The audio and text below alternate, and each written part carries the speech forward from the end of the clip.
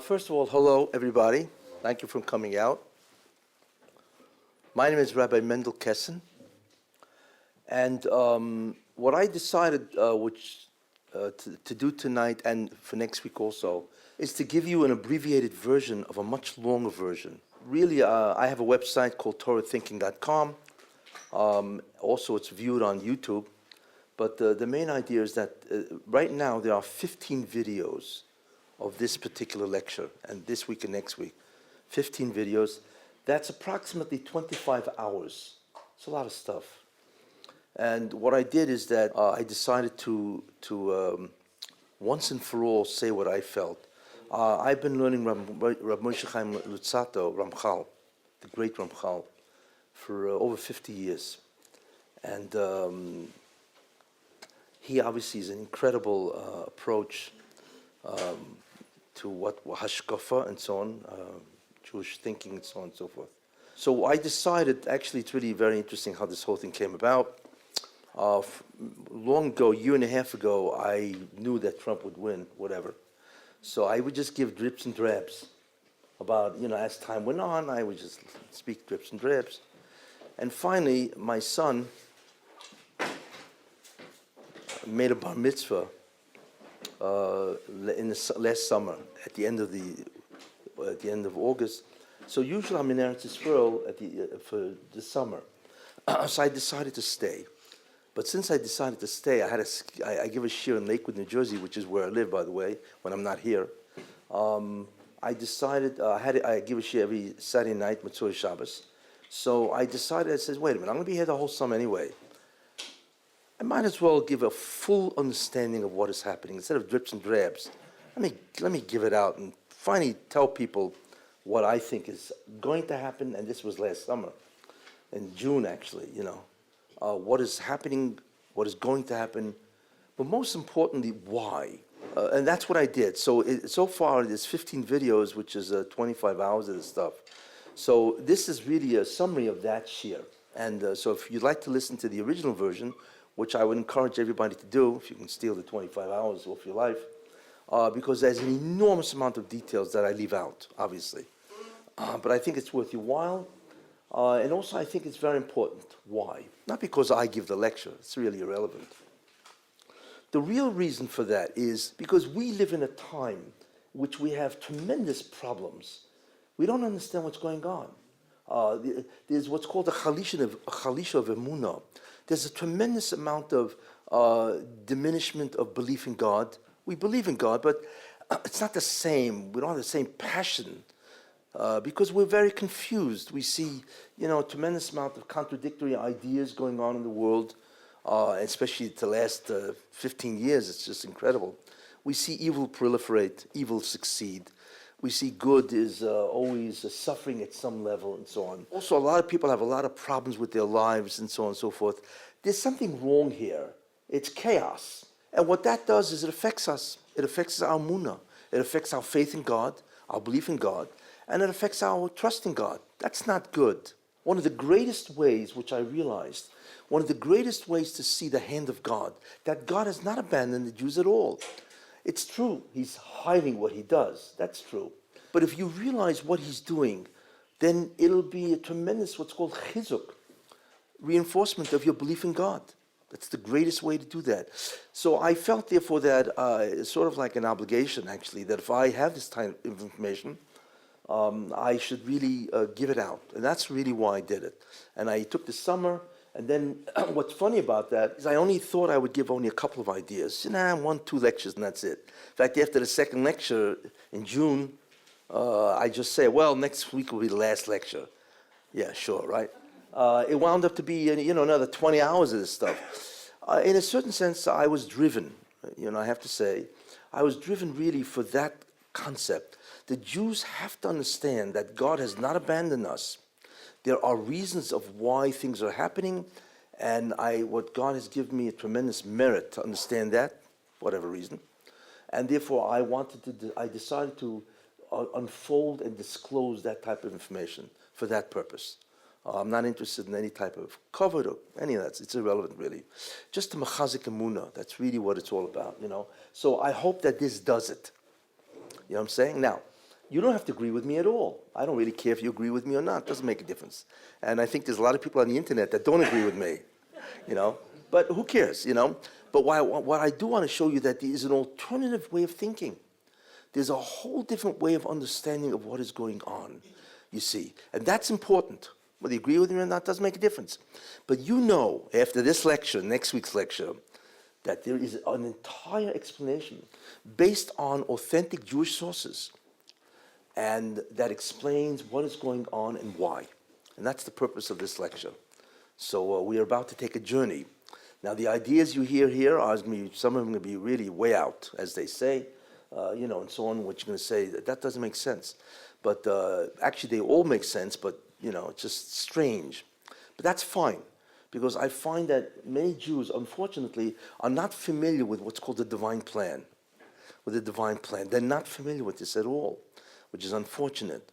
And certainly to be able to look at the divine plan and connect it to current events is forget about. So therefore, in many ways, I am privileged to be able to do that for that specific purpose, that you should walk away saying, maybe God has not forgotten us, maybe. He still remembers us, and he really wants to call an end to this entire exile, and maybe this is the way he's doing it. That's really the conclusion would be I'd love you to reach, and so on. So with that aside, I would now like to begin this idea. Some of the ideas will be familiar to people because I've said them over and over again. But the main idea is that it's being filmed, obviously, and there are many people that may look at this and they will not, without an introduction, they won't know where I'm coming from. So I'm forced to repeat ideas, but the key is you have to be patient. And I want to quote what the Ramchal says. Rav Moshe Chaim Luzzatto says in the beginning of Das Tfunos. This is it. I'm quoting him. Rav Moshe Chaim Luzzatto in a sefer called Das Tfunos. To acquire wisdom, true understanding, one needs to build up concepts one after another until, in the end, they all form part of a unified whole, panorama, landscape, and therefore you will attain the knowledge of the final ultimate concept. So that's what I have to do. I'm going to go slowly, and I have to build it up, and then you can see the entire scenario of the Messianic process to what extent I can explain it, and what is happening and why. Okay. By the way, I want to tell you a disclaimer. I'm not a prophet. Although a lot of stuff I'm going to say is saying, excuse me, how do you know this stuff? But I'm telling you now, I'm not a prophet. That's out. Although I love to see prophets. But in any case, it's taking you too long to laugh. I'm sorry. It's you got to be quicker than that. But the knowledge and information comes from the fact that I've immersed in this hashkafa for 50 years. And, obviously my view is different than most people. And therefore I'm able to see things that obviously a lot of people can't. And fortunately, I'm able to put it together, in a cohesive manner. So that's a disclaimer. Any case, okay. History. There are two types of history. One history is called descriptive history. It's what we learned when we were in high school. Names, dates, places, this kind of stuff. That's simple. But history really, the scholastic history, is interpretive. It doesn't merely look at what happened when and how and so on, but it looks into why. Why? What causes human events? What causes history, the events of history? And that's called interpretive or scholastic history. Obviously, that's what historians try to do. It's much more than just naming events. We need to understand why, for whatever reason. To understand history, to perhaps prevent a repetition of calamities and catastrophes. Look, there's a lot of great stuff that can come out of obviously learning history. But there are two types of history. Now, the mistake that historians make, which is fine, is that they think that they understand the ultimate causes of history. What are the ultimate causes of history that they think is the reasons? Is the following. There's economic reasons why events occur, military reasons, cultural reasons, scientific reasons, and so on, political reasons, right? And according to them, this is why historical events occur. And this is what they obviously labor to figure out. But when you ask the Torah, why does history occur? It has nothing to do with this. It has everything to do with the divine plan. Everything. Except what God does is he conceals his actions. And what he does is he allows political events or military events or scientific or cultural events and so on to be what's called the intermediate causes. And that allows him to be concealed. You see? So we as Jewish scholars, right? That's where we're all now, right? We're now going to become scholars now. We're going to bypass these intermediate reasons, right? Which is what historians do. And we are going to go into the true nature of the divine plan. And we'll have to build up the concepts, but once you understand them, you will be incredibly rewarded because you will no longer read Yediot Achronot or whatever these papers are, right? The New York Times, as far as their history is concerned, you will understand it at a whole different level. So that's what I want to do. I want to try to understand history from the standpoint of a divine plan. Okay. Now, what is a divine plan? Okay, I would like to summarize it. I hope God forgives me, but I want to summarize it in 6 points. What exactly is the divine plan? What does he want? Why are we here?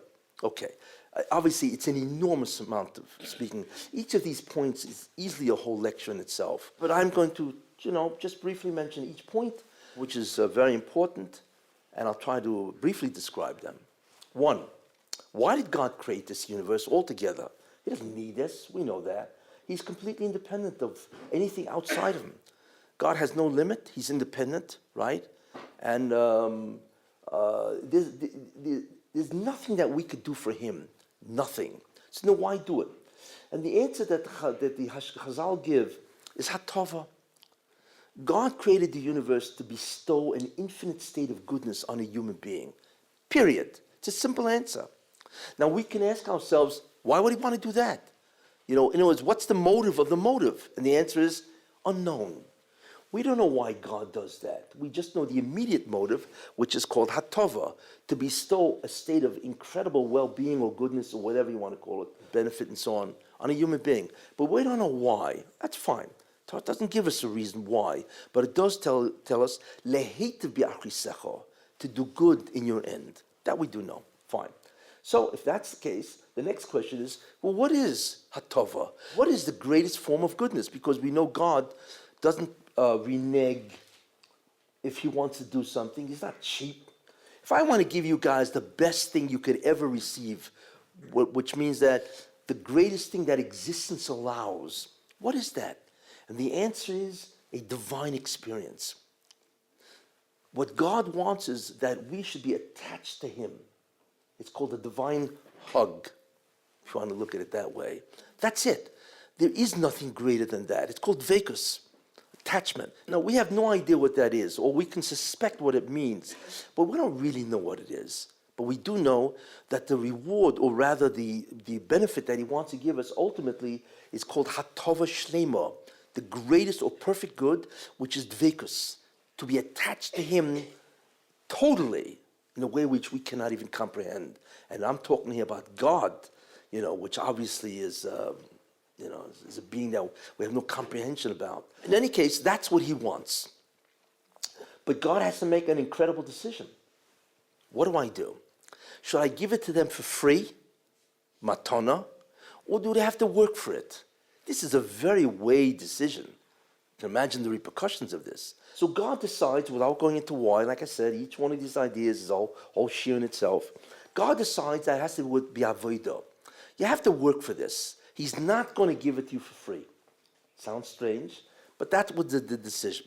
Has enormous, obviously, consequences. Therefore, what it means is that if we have to work for it, right, then obviously, which means that it's not a matana, it's schar, it's reward. Because if you have to expend efforts, then you are rewarded for the effort, you see. So that's what God decides. However, if that's the case, if we have to work for it, then God has to create a task. So what God has to do is create a task for man. obviously, because he wants it to work. So it's interesting what he does. Let me tell you what he does. Really, very fascinating. What he does is that he sends forth incredible divine energies. Now, in Kabbalah, they're called spheres. We don't know what they really are, but they're clearly spiritual. But they're divine forces or divine energies, which he sends forth. Okay, and these energies or forces can create realities, and they create different realities. In Kabbalah, there are 5 of them. And finally, what happens is that these spheres sort of like diminish. It's like taking a 1,000-watt bulb and diminishing its wattage. 800, 700, 600, and so on.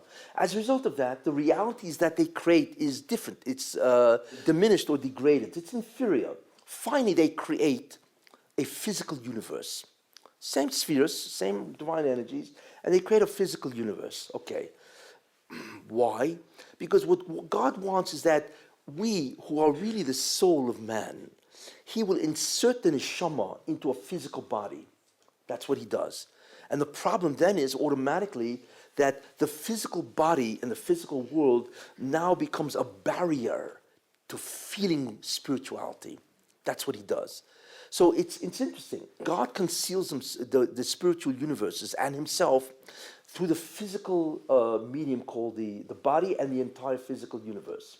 That's how he does it. So we are now spiritual entities. It's almost like an angel where he puts an angel into a physical body. So what he does is he puts us, which is a soul, into a physical body, and we now have a physical barrier where we cannot experience real spirituality. And what God wants is the following. He wants us to remove the barrier. That's our job, you see.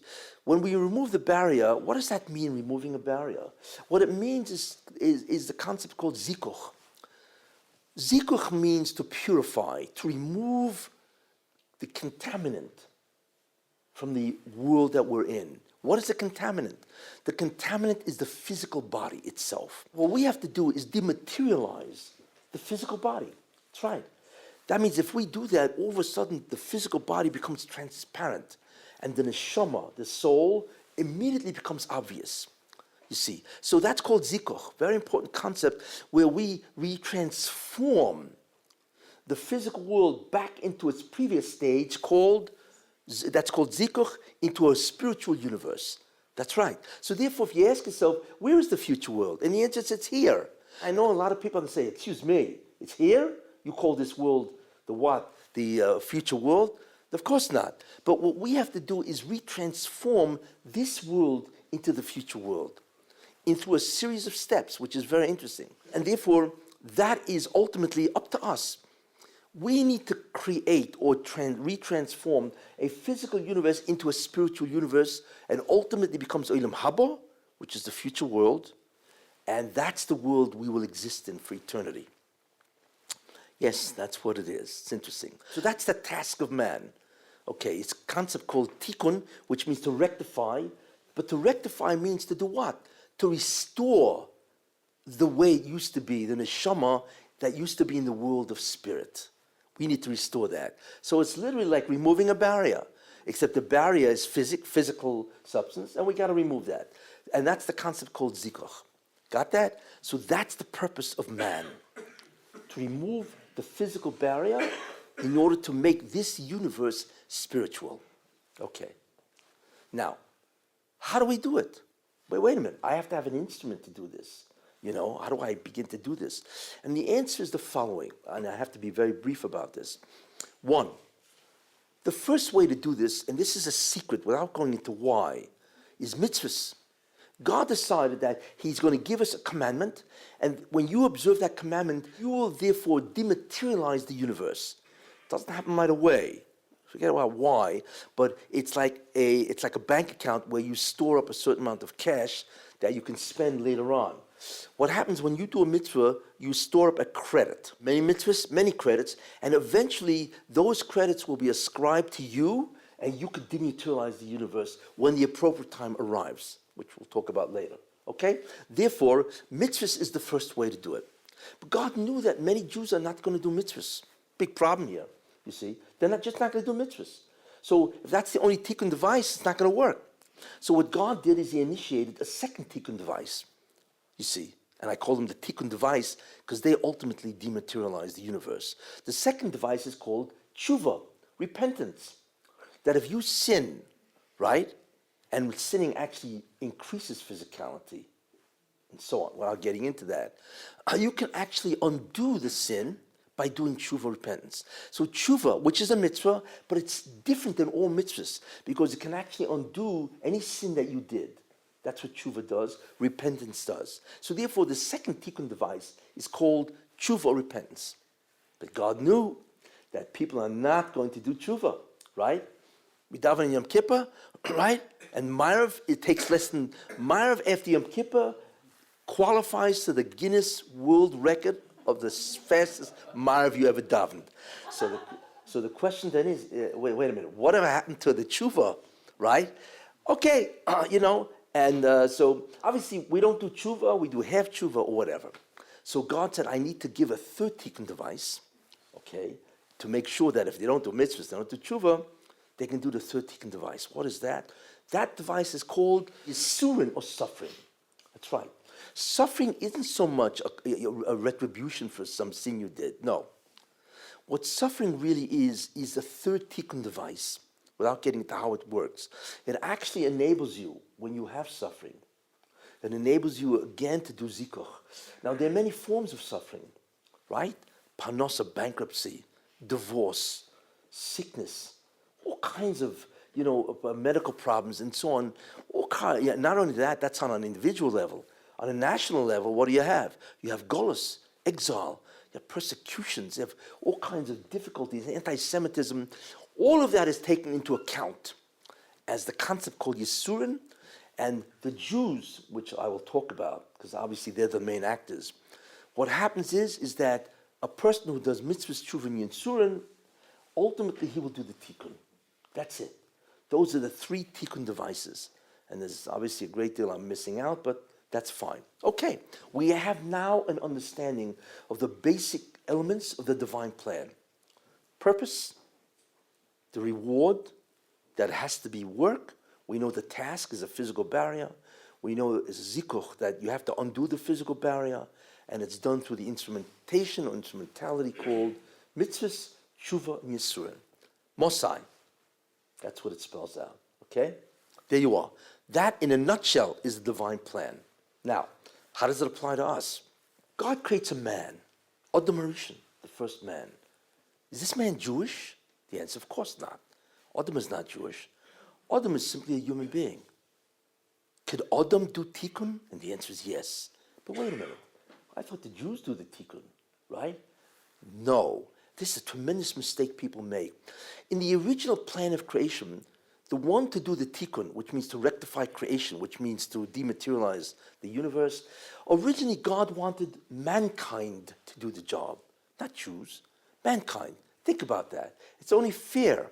So Adam is not Jewish, but he is a human being. And he has the power of tikun. Why? Because he has a soul that has 5 parts, nefesh, ruach, neshama, chaim, yechidah, and each part is connected to the 5 worlds. So every time Adam does something, immediately has an effect, a profound effect on all the olamas, all the worlds. You see? So Adam is not a Jew, but you know what he is? He's an Israeli. You have to laugh at that. Excuse me, what? It says in Medrash that God made a condition with the world. He said, listen, if the Yisrael accepts the Torah, good. If not, then I restore the world to chaos. He didn't say Jew, he says Yisrael. Who is Yisrael? A Yisrael is a spiritual ability to do the tikun. That's really what it is, you see. So the concept of Adam Rishon is that he's a Yisrael. He's an Israelite, Israeli, whatever. He could do the tikun. He don't have to be Jewish. There are no Jews living at that time. Who was the first Jew? Avraham Avinu. Avraham Avinu was 52 years old when the world turned 2,000. That's 2,000 years later. You see? So anybody can ask, why would God wait 2,000 years for the Jews to show up? And the answer is, he didn't. He wanted mankind to do the tikkun, you see. And Adam could do the tikkun. But the problem was this, that Adam failed. So as a result of his failure, tremendous consequences arose as a result of his failure. First of all, he became physical. Adam Rishon before the sin wasn't as physical as we are. He became much more physical as a result, without getting into that, as a result of his sin. Okay, he became like one of us. Real physical people with urges, needs, drives. That's what he became after the sin. That's the first thing. The second thing, which is very interesting, is what was the job of man really?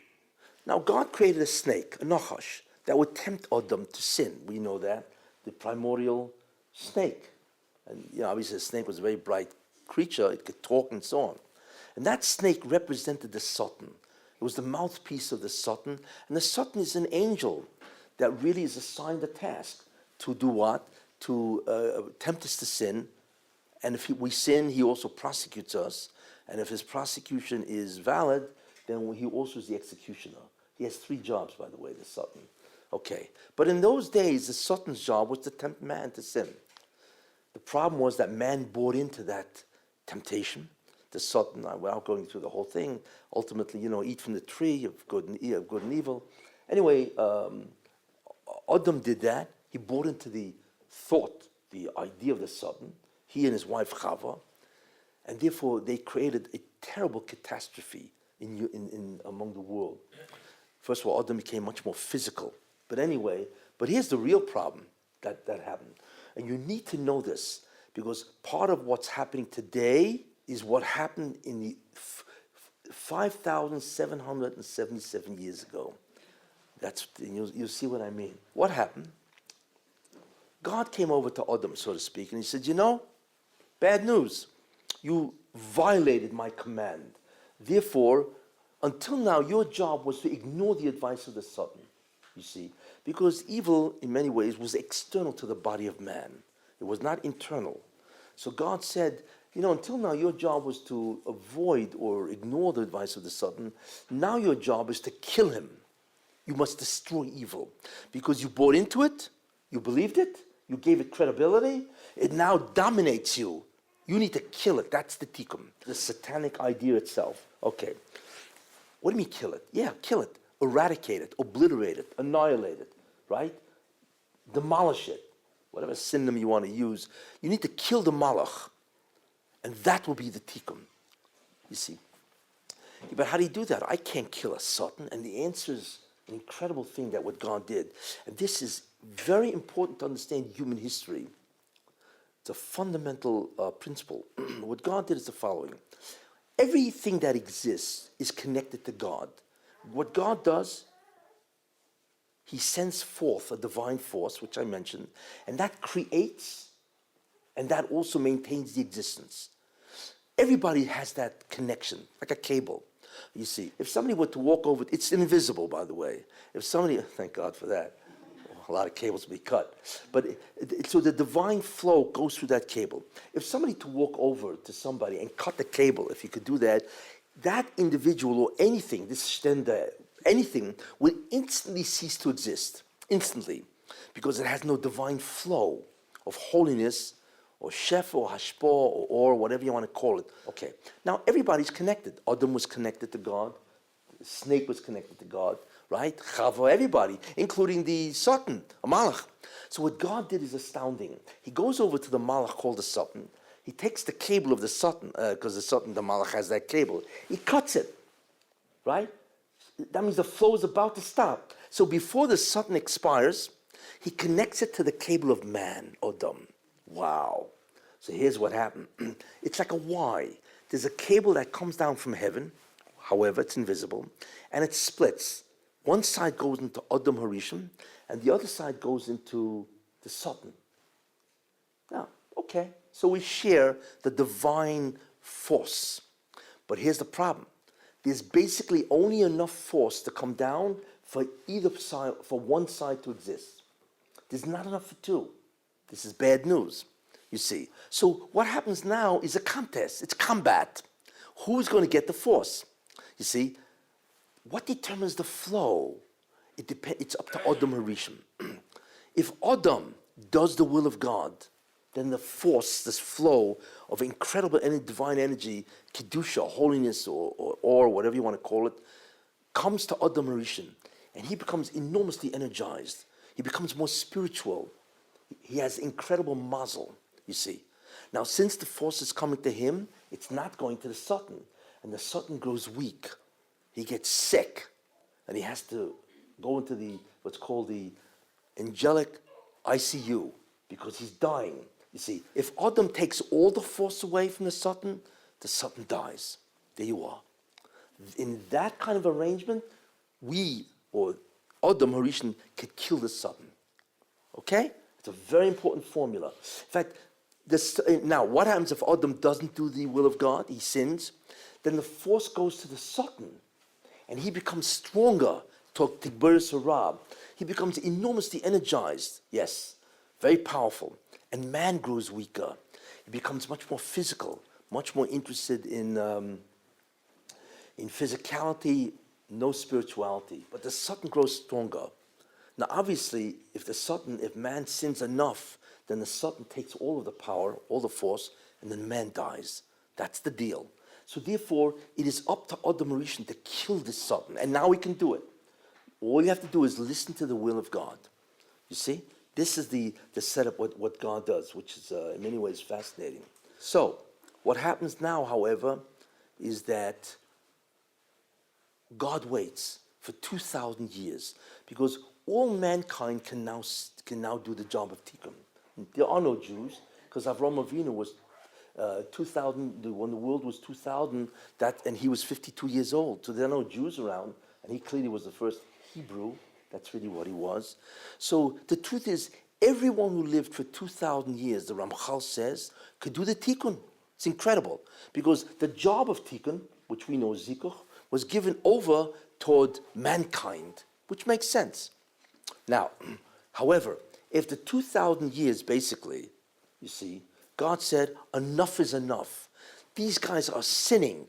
Forget about zikuch. They're making it worse, which I won't go into. First, they destroyed the world, Noach. The world got so bad that God had to destroy the entire world with a flood, Noach.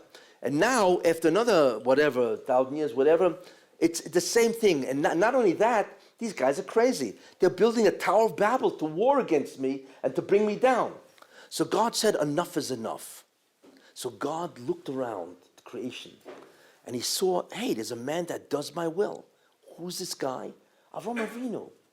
Avraham Avinu is the only one doing my will. You know what I'm going to do? I'm going to disconnect. I'm going to take away the ability of mankind to do the tikkun, and I'm going to give it to Abraham, Avraham, the Hebrew. So therefore, the job of tikkun now became a Jewish enterprise. Correct. And it went away from the nation. Okay. But God always gives a chance before he does that. So what he did is very interesting. He allowed two figures to grow in stature. One was Nimrod, and the other is Avraham Avinu. And here's what he said to himself. God said, if the world goes after Nimrod, which means to rebel against me, right? So forget about tikun, right? Then what I'm going to do is I'm going to stop the ability of this nation. And by the way, there was only one nation, as it says by the Doha Floga. And the world was one nation, Sofe Echos, one language, one nation. And that's all there was. There was one nation, Nimrod, and there was Avraham Avinu. So he said, if the world follows Nimrod, then I'm going to stop their ability to do the tikun. And that's it. Which means I cut off part of their neshama. Without getting into that. Okay? If the world follows Nimrod, and I'm going to give the tikun ability to Avraham Avinu. Now becomes a Jewish enterprise. If the world follows Avram, then what I'm going to do is I will not stop it and allow it to continue with the job of tikkun is now a universal mankind job. Well, guess what? What did the world do? The world followed Nimrod to rebel against God. So God said, I'm going to split them. And what God did is he split the nations. He introduced the concept of multiplicity of languages. We know that, right? And he split all the nations because that's how each culture of a nation depends on its language ability. And he just, that was it. And all of a sudden you had 70 nations. Why did he do that? other than the fact that they didn't deserve, that the nation of that time was going to war against God didn't deserve that, because of a very important reason. The problem is this: if God takes away the ability of this nation to do the tikun, and the only one who's going to do the tikun are the Jews, Avraham Avinu, who's a Hebrew, right? In other words, the job, the spiritual job, which is the Yisrael, now becomes part of the Ivri. So a Jew is now two things. He's a Hebrew nationally, but he's a Yisrael spiritually, because he can do the tikkun. The problem is the Jews never survive, because this one nation will sense the difference, anti-Semitism, and they'll kill the Jews. So you know what I'm going to do? What I'm going to do is I'm going to split the nations into 70. So meanwhile, they're going to fight amongst themselves and let the Jews go through. You see? So that's the strategy. If there are many nations, they'll kill themselves, which has been going on for thousands of years, right? And even though there still will be anti-Semitism, which is interesting, but it's nowhere near what would have been if there's only two nations around, you see? So that, in many ways, was very important, because God knew that if the nations remain one, they will destroy the Jews. But if I split them, right, then what will happen is the Jews can survive for the next 4,000 years to do the tikkun. This is what God did. Okay, that's a very interesting concept. Why? Because something that happened 4,000 years ago created a political event today, or near today, you see. What is that? Because God knew that if I give the tikkun to the Jews and take it away from the goy, and that's when the concept called goy entered. There was no such thing as a goy. Everybody was a goy. There was no such thing as a Jew, so there was no such thing as a goy, right? A non-Jewish nation, right? This created the concept of Jew, and therefore there became the concept called non-Jew, which is goy. That's what it means that God made a covenant with Abraham, the Bris Ben Absarim, which is Nechumash, because what he did is he said, I am now going to make an agreement with you to do the tikkun. That's really what the Bris Ben Absarim, and I'm going to take it away from the nations of the world because they continuously sin and they anger me or whatever, and so on. And that's why it says, V'nivruchu b'cho kol mishpoischu adoma. That's why. That's the origin. In other words, since you're the only one doing tikkun, you're the only one that can bring Edom habo. So that means all the nations which don't do the tikkun will be blessed because of your actions. That's what he means. That's what God means, you see? And that's what God means. Anybody who blesses you will be blessed because they will enable you to do the tikkun. But anybody who curses you, which means impedes you, they will be cursed because they're stopping the tikkun, and it's not even me punishing them. They are removing themselves from a beautiful olam haba. That's what those expressions mean now that you understand what's going on. But God knew, okay, I got to split them. But in the end of time, which we are now in, the Messianic era, which we're getting close to, right? What God wants to do is undo the split. Why? Because he doesn't need it anymore. Because the Jews will have done their tikkun. And therefore, what he now wants to do is he doesn't need to split the nations. He can bring them together. So therefore, there falls in man an idea. What's that called? United Nations. The United Nations is the undoing of the Doha Flagga. That's really what it is. And God was right, wasn't he? That as soon as they got together, you know what 90% of the time what the UN is doing? Condemning Israel, right? But why? Because that's exactly why God split them in the first place. But now it doesn't make a difference because now we're at the end of time. The tikkun is almost finished, as we will see, and therefore it is fine. You see? So therefore the United Nations is really the reversal of the Doha Flagga. It's amazing. An event that occurred 4,000 years ago is the reason why you had the League of Nations, which was the first attempt, and now the United Nations. So you could have predicted 4,000 years ago, hey, wait a minute, if you bring them together, right, 90% of this time is condemning Jews, you know, the double standard. That's amazing, because that's the nature of nations that cannot do the tikkun, you see. Anyway, so we now begin to see how the Torah, in many ways, predicts what will be if you understand the underlying principles. And therefore, there's a whole concept of anti-Semitism if the nations get together. But even without that, there's an enormous amount of anti-Semitism. Do you know why there's anti-Semitism? There are many reasons. But you know what the real reason for that is? I'll tell you. It's interesting. Chazal, the rabbis, allude to it when they say, why is the mountain of Sinai called Sinai? So the Chazal say because sinner, it created enormous hatred in the world against the Jews especially, right? Now wait a minute. You mean because God gave the Torah to the Jews, therefore automatically they're sinner? The answer is yes. Why? What the rabbis are telling us is an incredible, profound understanding of the real origin of anti-Semitism. And I will tell you what it is. Goyim don't hate Jews. They hate God. And since the Jews represent God, they hate the Jews. That's the key. Why? Why do they hate God? Because man is always in combat. Who's the boss? Am I the boss or is God the boss? We hate authority figures because don't tell me what to do. You know, this is the battle man always has. Who's the boss? You know, am I the boss or is God the boss? This is the eternal conflict that man has. So therefore, when God gave the Torah, right, in Sinai, he created sinner because God automatically gave an enormous amount of regulations and rules of conduct. And what people say, hey, excuse me, don't tell me what to do in my what I do with my time. I want to do what I want. It's called prikas oil, to overthrow the yoke of God. And the Jew is supposed to do the reverse. Shema Yisrael, right? Makabel ol malchus shamayim. The real concept of anti-Semitism is because it pits man against God and it reduces man to being inferior. And nobody's going to tolerate that, as you will see. That's the real concept of anti-Semitism, and that's really they hate God. And since we are clearly his representatives, they hate us. Now, there are other reasons. They're incredibly jealous of Jews. But the underlying reason is this concept of, and that's what Chazal say, that Sinai created sinner. Okay, that's fabulous. We now understand the divine plan. You see? We understand in the beginning it was Edom, and then it changed to Avram Avinu. And he's the one who does the tikun. So the whole tikun process is what? Is to do the job of dematerializing the creation itself. And that will create Olam Haba. Wow, that's not bad. Do a divine plan in 45 minutes. Incredible.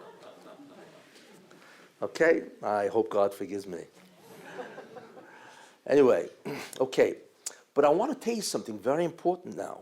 Very important. Because originally the job of Edom was to ignore the advice of the Satan and then to bring down the Kedusha, just to bring down holiness, which is what? Which is the energy of the spheres. That's what he had to do. And therefore, the energy of the spheres, by bringing it down when you do the mitzvahs, would dematerialize the creation. Because remember, those divine energies can create realities. The problem is they diminish, so to speak, as you get lower, you see. But what happens if you turn up the wattage? Then automatically the spheres will dematerialize the entire physical universe, turn the whole world into Olam Haba, basically. You see? So therefore, the job of Edom was to bring down the rest of the energy. But what happened? Instead, he fed the Satan. So now the Satan is called Yoinek. The Satan nourishes from the power of the Jew, because the Jew took over the job of Edom Harishon, you see. Until then, it was Edom Rishon. But after 2,000 years, the Jews took over the job of tikun, which means that we are now connected to the Satan. That's right. If you thought you were close to your wife, forget it. You are much closer to the Satan, because the Satan and you are connected to the same cable. Every time you do a mitzvah, you deprive him of energy, and he diminishes. When you sin, you give him your energy that you would have gotten had you done the mitzvah, and he grows. In fact, the Satan is the only malach that can grow. He can either diminish or grow in stature. No other malach can do that. They are created as they are, and they're fixed. But the Satan can grow or diminish. Depending on the Jews, we strengthen evil. This is the bottom line. We can destroy it, and therefore we can also empower it. This is our problem. Therefore, there's two jobs now. We got to take back all the energy we gave the Satan, don't we? After thousands of years, Jews have sinned. So we got to take back all that energy. It's not enough just to bring down the energy of the spheres. What about all the energy the Satan took? So we have two jobs. The first job is to take back the energy that we gave the Satan, to bring it back in what's called the Sitra Kedusha, the side of holiness. Because right now it's in Sitra Achra, the other side, which is the side of the Satan. That's what it means, you see? So that's the first job. The second job is once we have all the Kedusha back in our hands, we now can bring down the rest of the Kedusha and transform this world into Olam Haba. Two jobs, you see. One is called Tahara. We need to purify, right? Therefore, we need to take back, okay, the Kedusha that he has. And the second thing is the concept of Kedusha is to bring it down. That's, by the way, why there are two Mashiachs. The Mashiach ben Yosef, and people make incredible amount of mistakes, astounding the ignorance out there. There are two Messiahs. Why? Because there are two jobs, you see. Originally, the first job was what? Just to avoid the Satan. And therefore, Adam Rishon was really Mashiach ben David. And when he failed, he gave 70 years of his life to the Mashiach ben David. He had to resurrect the life of Mashiach ben David. Why? Because he failed. And that was his original job, is to bring down the holiness. After that, right, when we gave the Satan, he gave power to the Satan because he sinned. So now you have to have a Mashiach ben Yosef, you see. And the Mashiach ben Yosef is the individual that fights the Satan and the nations of the world, you see. And he takes back all the Kedusha, you see. And once that happens, Mashiach ben Yosef, which is a Messianic, he's a Messiah, don't get me wrong, okay? But he's a different type of Messiah than the Mashiach ben David. And then you have the Mashiach ben David, which is the real Messianic era, which I will talk about. Anyway, that's why there are two Messiahs, because there are two jobs as a result of the sin of Edom Harishon. Now, here's the way it works. If you do a mitzvah, you bring down the Kedusha. But if you do tshuva or suffer, you take it back from the Satan. You see, that's how it works. You see. So when a Jew repents, then what he really is doing is undoing the sin. He's saying, I'm sorry. I regret it. So automatically the Satan has to release the energy that he took from you because of your sin. And if a Jew suffers, not because he did a tshuva, but let's say he suffers, then the Satan has to do the same thing. He has to give back the energy, you see. So in the end, between the tshuva and the Yisurin, which is the Golus, that's why we're in Golus for 2,000 years, the Satan has to release all this energy back to the Jews. You see? This is the balance between the Jew and the Satan. Very interesting balance. And it's responsible for the entire history of man. It's fascinating to look. I do go into a lot of it in the original 25 hours if you want to look at that stuff. But I'm just telling you, this balance here between the Satan and Klal Yisrael and the Jewish people, who has the energy at any given moment? What's the balance? You have no idea how important that is. In other words, does he have more of the stuff and we have less? Or do we have the stuff and he has less? You see, that balance is the key hashgoch of the Rebbeinu Shalom, what's happening and so on. Great. Okay. Now, 4,000 years of Avraham Avinu. Okay? What is the 4,000 years about? Either to mitzvahs, tshuva, yisurin. That's what it's about, right? That's what the Jews are trying to do. One or the other. And you have Golas and so on, to take back and so on, right? And finally we come to the end. The end of time is called the termination phase. It's called the termination phase. That's interesting. It's the end phase, you see. What is the termination phase? You ever go to a play? A play has, let's say, 3 acts, right? It has 3 acts, right? Because, and then in the third act, you have what's called scene 1, scene 2, and scene 3. The whole play is busy developing the plot, the character development, and so on. But in the end, scene 3 of act 3, right, the play is no longer interested in developing the plot. What the play wants to do, very interesting, is it wants to end the play, the climax, right? So therefore, the focus of the last scene in the last act is, let's end it, right? Same idea. There's a concept called the termination phase. The termination phase is where God is no longer interested so much in getting the Jews to do the tikun, because the tikun is 98% finished. Now what God wants to do is bring the Mashiach to end the whole thing. And that's the termination phase. It means that the tikun is almost done. Now, that termination phase has 3 subphases. One is called the Ikvis de Mashiach, the footsteps of the Messiah. What does that mean? Is that we're so close that if the Mashiach was in front of us walking and he leaves in the mud his footsteps, after time it wears away. But we're so close behind him that we can actually see his footsteps. That's called the footsteps of the Messiah. Very close. The second phase, subphase, is called Aschalta de Geula, the beginning of redemption. That takes time. And the third subphase is called Yemois HaMashiach, the Messianic era. That's it. That's what we're all waiting for, okay? But what I want to do, as you will see now, is to show you basically where we are in this whole process, now that you understand the different phases. There's a lot of ideas and details, but basically, the Ikvus de Mashiach, which is the beginning of the termination phase, started in 1840. 1840. It's based on a Zohar. What does the Zohar says? The Zohar says a very interesting concept, and then what it alludes to.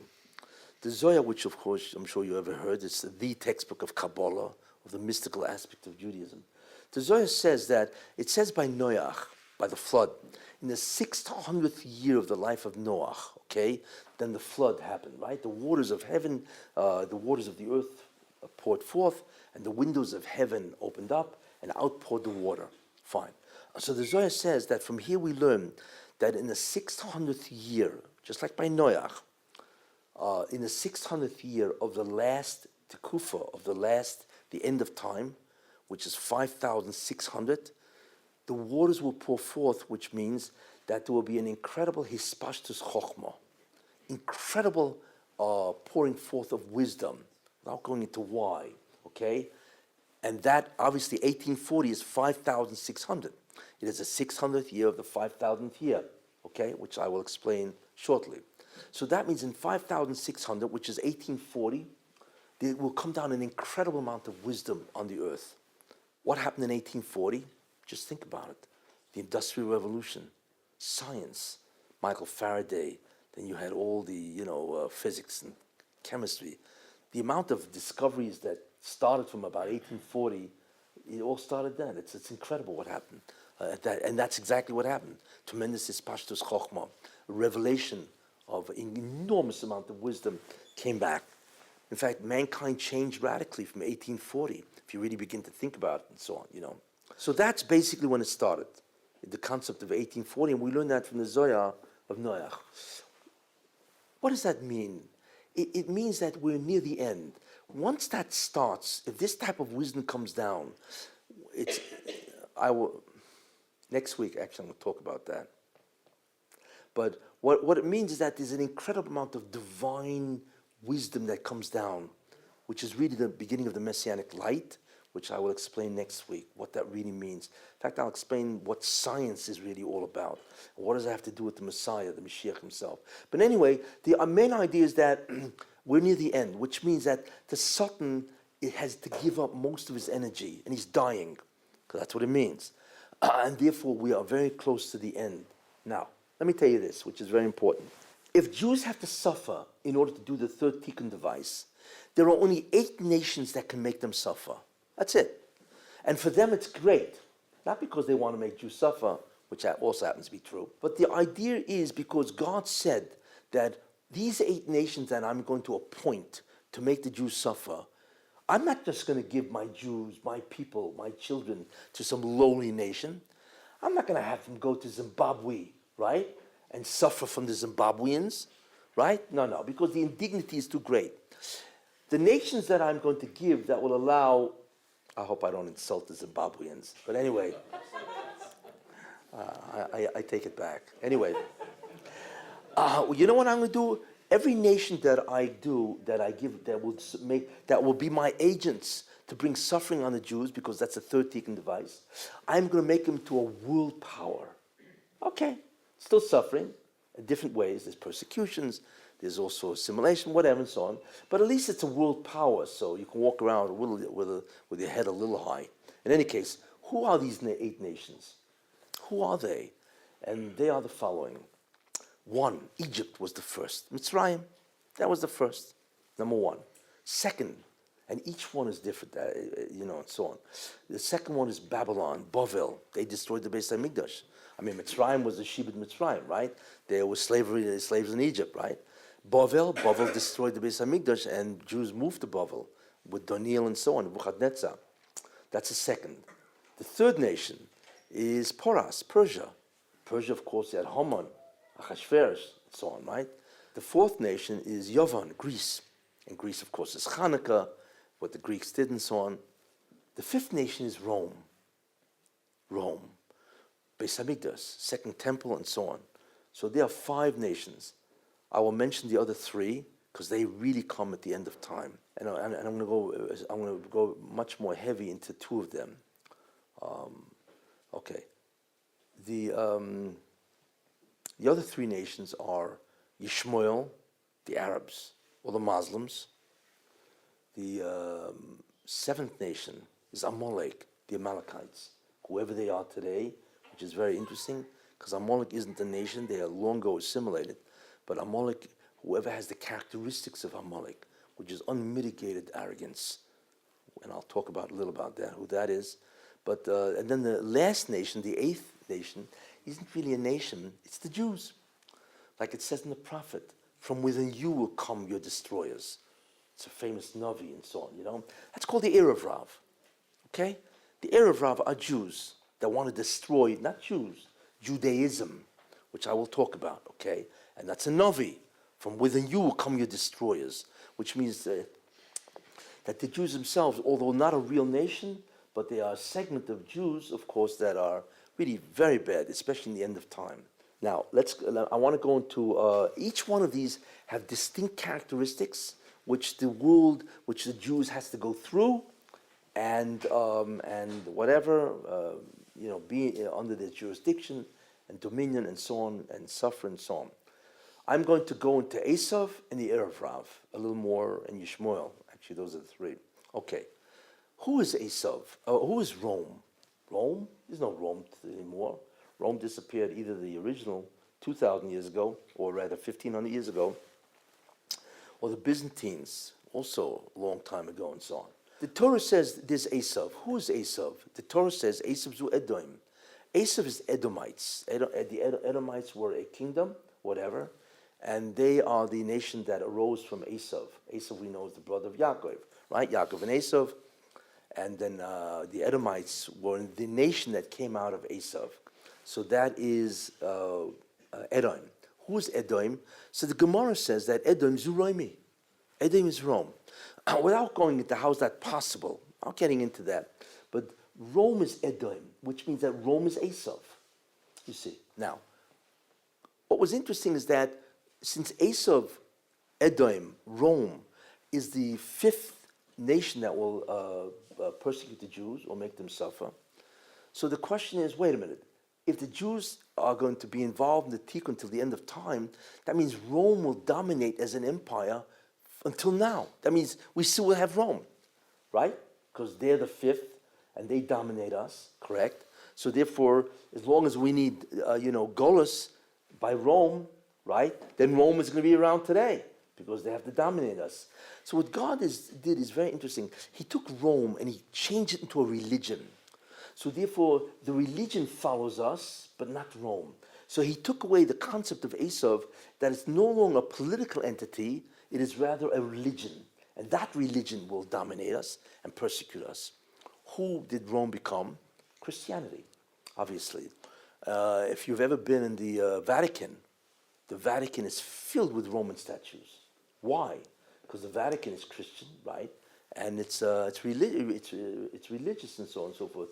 Why would they have Roman statues? And the answer is because, according to Hashkafa, the spiritual heir of Rome is Christianity.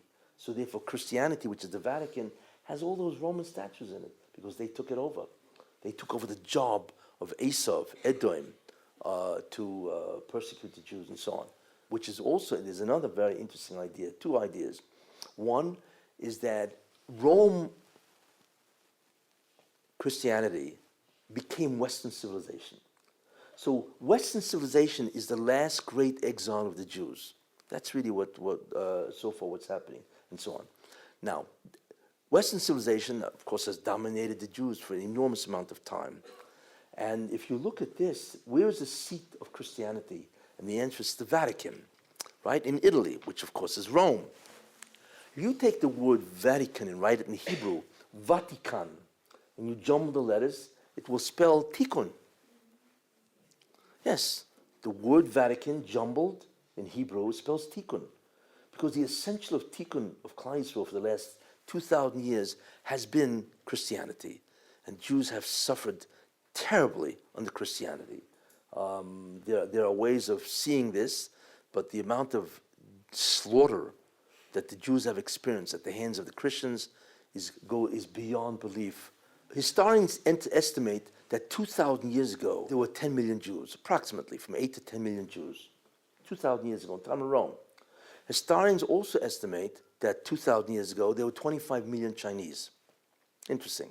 How many Chinese people are there today, 2,000 years later? 1.3 billion. How many Jews are there today? Well, 2,000 years ago, we numbered about 10 million, 14 million. Can you tell me how in the world, after 2,000 years, there's only 4 million Jews more? Where are they? And the answer is destroyed. Basically, we really should have been over 500 million Jews. Because according to normal population dynamics, right? If there are 25 million to 1.3 billion in 2,000 years, so if we're 10 million, we should be at least 500 million Jews. Can you imagine, where are these 500 million Jews? They're gone, destroyed, slaughtered. By who? The major element of slaughter, of course, was the Christians. Terrible what they've done to the Jews. In any case, therefore, you can begin to feel and see what the Golus has done to the Jewish people. Terrible slaughter. Could you imagine 500 million Jews? You can imagine how many shuls there would be? You know, it's incredible. And that, you begin to understand the slaughter of the Jews. We don't realize that. But if you ask yourself, how could there be only 14 million Jews if we were 10 million Jews 2,000 years ago? But not only that, think about it. We started 2,000 years before the Romans, Avram Avinu, right? So that's 4,000 years ago. How could there be 14 million Jews from a nation that existed 4,000 years? We should be 2 billion Jews, right? Can you imagine how many arguments there would be, right? And why isn't there? Because the slaughter of the nations. That's what anti-Semitism in many ways has caused us and so on. And anyway, so therefore, this is Esav, okay. Esav, Edom, Rome, Christianity, Western civilization. Now, wait a minute. But Western civilization is divided into several segments or sections. Why? Because Esav had 3 characteristics. The first characteristic Esav had is what? He was tremendous gaiva, tremendous arrogant person. Vayives Esav es haBechora, and Esav despised the birthright. That's arrogance. He was also a tremendous fraud, mirma. He deceived Isaac, Yitzchak, all the time, right? He was an imposter, you see. He couldn't say what he was. He used to hide the fact that he used to go out and kill people, whatever he did, right? And then he'd come back and say, do I have to give tithe on salt? What a fraud. The third aspect of Esav is taiva, pleasure. Esav was incredibly into taiva, without getting into which taiva he loved. But he was a tremendous Baal taiva. That is why Western civilization is divided into 3 sections. Right? Gaiva, taiva, and mirma, fraud, deception. The gaiva is Russia, communism. The aspect of gaiva of Esav is so dangerous, it can only survive 70 years, which is what communism did. Russia is really Christian because it's the Russian Orthodox Church. But for 70 years, it was atheism, arrogance that took over. That's the gaiva of Esav. The mirma, the fraud. Who's the fraud of Esav? Europe. Europe is a fraud. You know, they have Christians. More Jews were killed in the name of their guy than all wars combined. And this is Europe, because most of the Jewish history is really in Europe, you know. In any case, Europe is the fraud. And they've always been a fraud. That's what the European civilization is all about. They don't have the guts to come out and say the truth or whatever. Anyway, and the taiva of Esav, we know what the taiva is, America. Western civilization, America's taiva, you know. It's like you sit down with a guy and say, let's talk philosophy. So the guy says, philosophy? Okay, let's go to a restaurant, talk over a meal, good hot meal, right? Whatever, you know, great steak. Anyway. America is the taiva. Where do you see that? And that's when you begin to realize that's the clue is toward in terms of what's happening. And that is that, so we have the the gaiva and the mirma, the fraud of Esav, and America's the taiva. America is really the toiv sheba Esav, the mildest part of Esav. You see, America's a very good country, and it's the mildest part of Esav. You know where you see this? Remember Esav? What was the biggest mitzvah he ever did? Keep it over aim. It was enormously respectful. You tell me which country has Father's Day and Mother's Day. Interesting, isn't it? It's America. You see, why? Because that's the toiv sheba Esav. It's the mildest part of Esav, and so on. I realize it sounds a little, but they are the toiv sheba Esav, yes, which has enormous consequences later on. So that's really what America is. That's Esav is divided. Western civilization is divided into three parts. Okay, the second, of course, is Yishmael, the Arabs. The Arabs are really the Muslims. Only 10% of the Muslim world is Arab. The rest are all like Indonesia is the largest Muslim population in the world. Turkey and Iran, they're not Arabs, they're Muslims. But it's the Muslims that represent Yishmael. And they clearly have dominated the Jews for hundreds of years, 1,500 years since Muhammad, and so on. So that's Yishmael. The last one is the Erev Rav. The Erev Rav is what's called a mixed multitude, but it's very important to understand who they are and what they are, because in the end, they are the greatest enemy of Israel, the Jews themselves. The Jews destroy the Jews, even though they don't want to destroy Jews, but in the end, that's what happens. How does it all start? It all starts by Yaakov.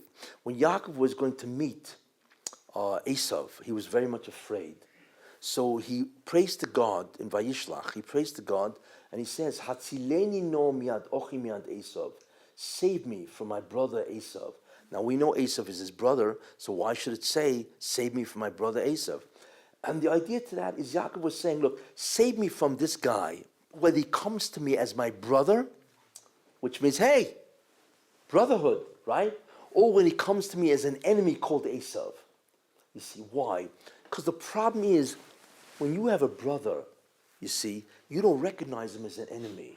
This is the problem. So Yaakov said, when Esav comes to me as a brother, right, save me, because I don't even recognize him as an enemy. And save me, right, when he comes as Esav, which is clearly an enemy. That's the concept of Hatzileni.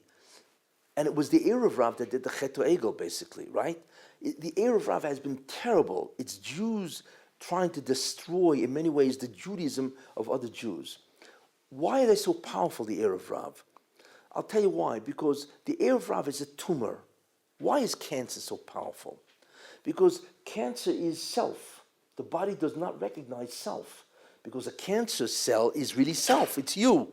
Except the breakdown has been in how many times it can multiply.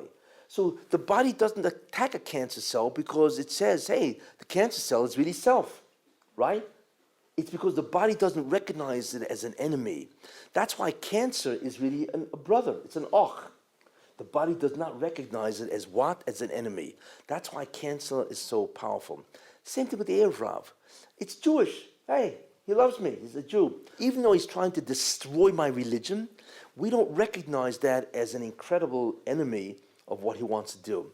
In other words, the essential idea of an Erev Rav is a Jew who doesn't want to destroy Jews at all. He could say, I love Jews, but he wants to destroy the bond that exists between the Jews and God. The whole bond, the whole agreement is the Torah itself.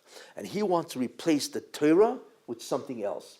Whether it be replace the Torah with the state of Israel. What do you have to be Jewish for? I mean, what do you need this for? We're Israelis.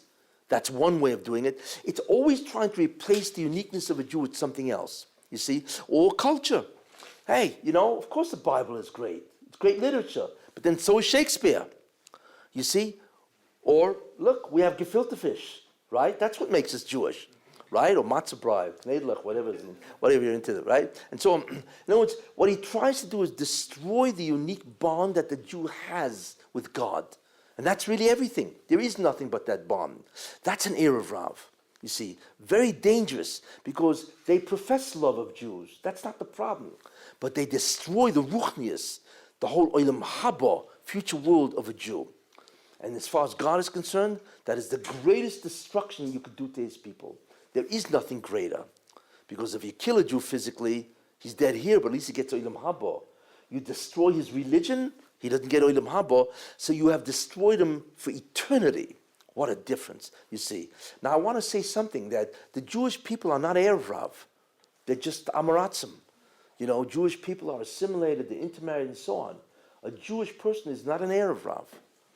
He's just Rachmanis. He's a lost Jew. An Erev Rav is a leader of the Jews, you see. And if you have to identify some of them, in America it's the Reformed movement and the conservative movement and the Reconstructionists that have destroyed Judaism in America. And how the state of Israel can even entertain these people when they realize that the Reform movement has destroyed the bond that exists between the Jew and his God, how they can even entertain legitimatizing any aspect of them. And in Eretz Yisrael, unfortunately, it's the Zionists. Because it's one thing, you can have religious Zionism where Eretz Yisrael is part of whatever, if you believe that it's part of the prophecy that, of course, we get Israel back, of course, right? But to say that Israel replaces Judaism or the Torah is terrible, destroys the Jews. So in many ways, the Zionists, they're the Erev Rav, the leaders, and so on. Now that you understand the definition. In the end of time, all three of these dominate. Christianity, Western civilization, Yishmael, the Arabs, and the Erev Rav. That's what dominates. Those are the last three subjugations of the Jewish people in the end of time. And right now, to understand the termination phase, that's really what we have to focus on. You see? Great. Okay. We are in the end time. What does that mean? That means for 4,000 years, we have been involved in the tikun process. But now, the tikun process is almost over, if not over. We are now involved in the Messianic process. Remember what I told you? We are in the concept called Aschalta de Geula, which is astounding. Because this is Act 3, Scene 3, you see. And as far as I'm concerned, we are in the Messianic process. We have left Ikvus de Mashiach. We are now Aschalta de Geula, which is the real beginning of the Messianic process.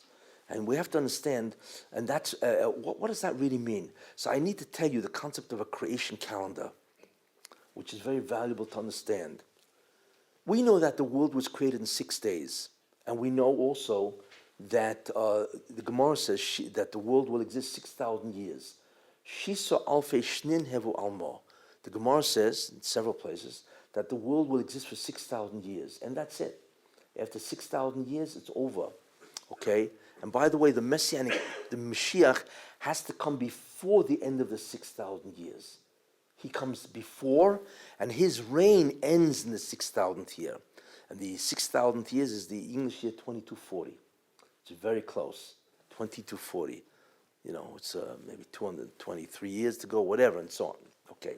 And after 2240, then what begins is the Zikuch. If you remember what I told you, the world begins to reverse itself physically, and it becomes a spiritual world. Takes a little time, but the process of Zikuch begins in the year 6000, which is the English year 2240.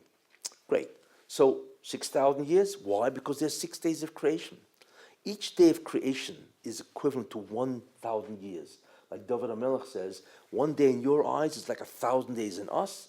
So therefore, 6 days in your eyes is 6,000 years in us. Now, in this cheshbon, in this calculation, if you think about it, the most important day in many ways is the last day, 5,000. The year 5,000 is equivalent to Friday, the 6th day. But Friday is Erev Shabbos, isn't it? So Erev Shabbos is when you begin to think about Shabbos. That's why Friday, which is the year 5,000, that's the beginning of the 6,000th year, 5,000.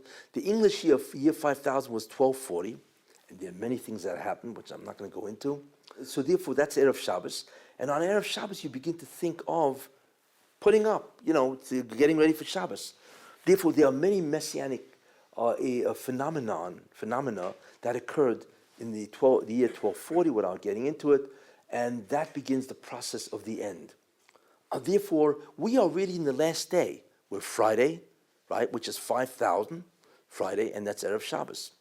Now, In that period of time, what is significant is the last 250 years.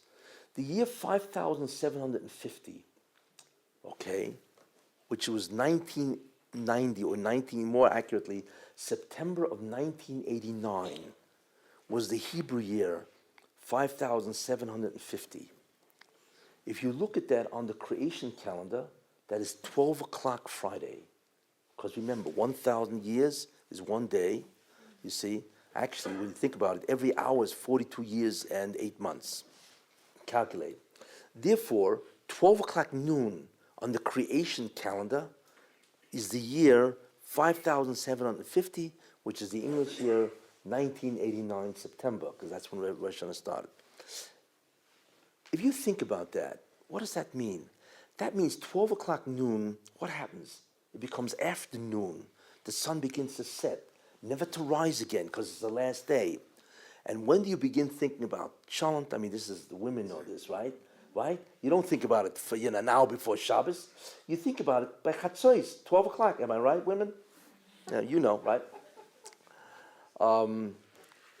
That's when you think. So therefore, the process of the Erev Shabbos, the preparation, enormously intensifies and accelerates after noon, you see. So that's 5750 is 12 noon, you see. And on 12 noon it says, the Navi, Li'es Erev Yihyeh Or.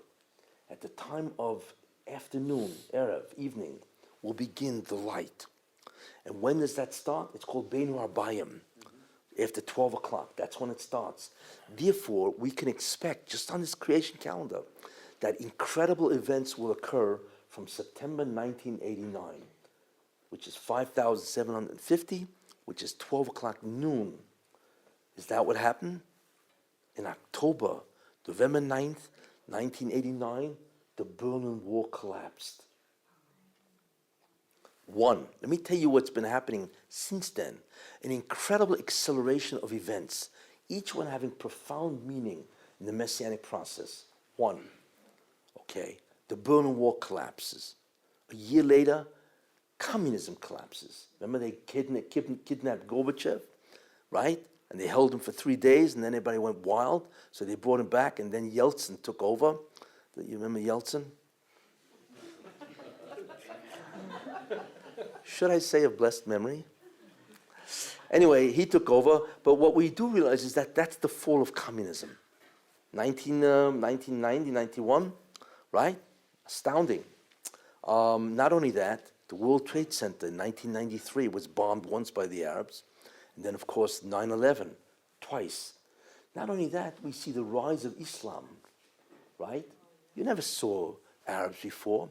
When did the first Intifada start? Right around 1989. That's when it started. Why? How do we understand the rise of Islam?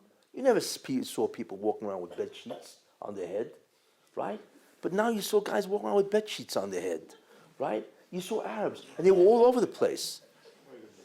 That's called a kafir, but it's still a bed sheet.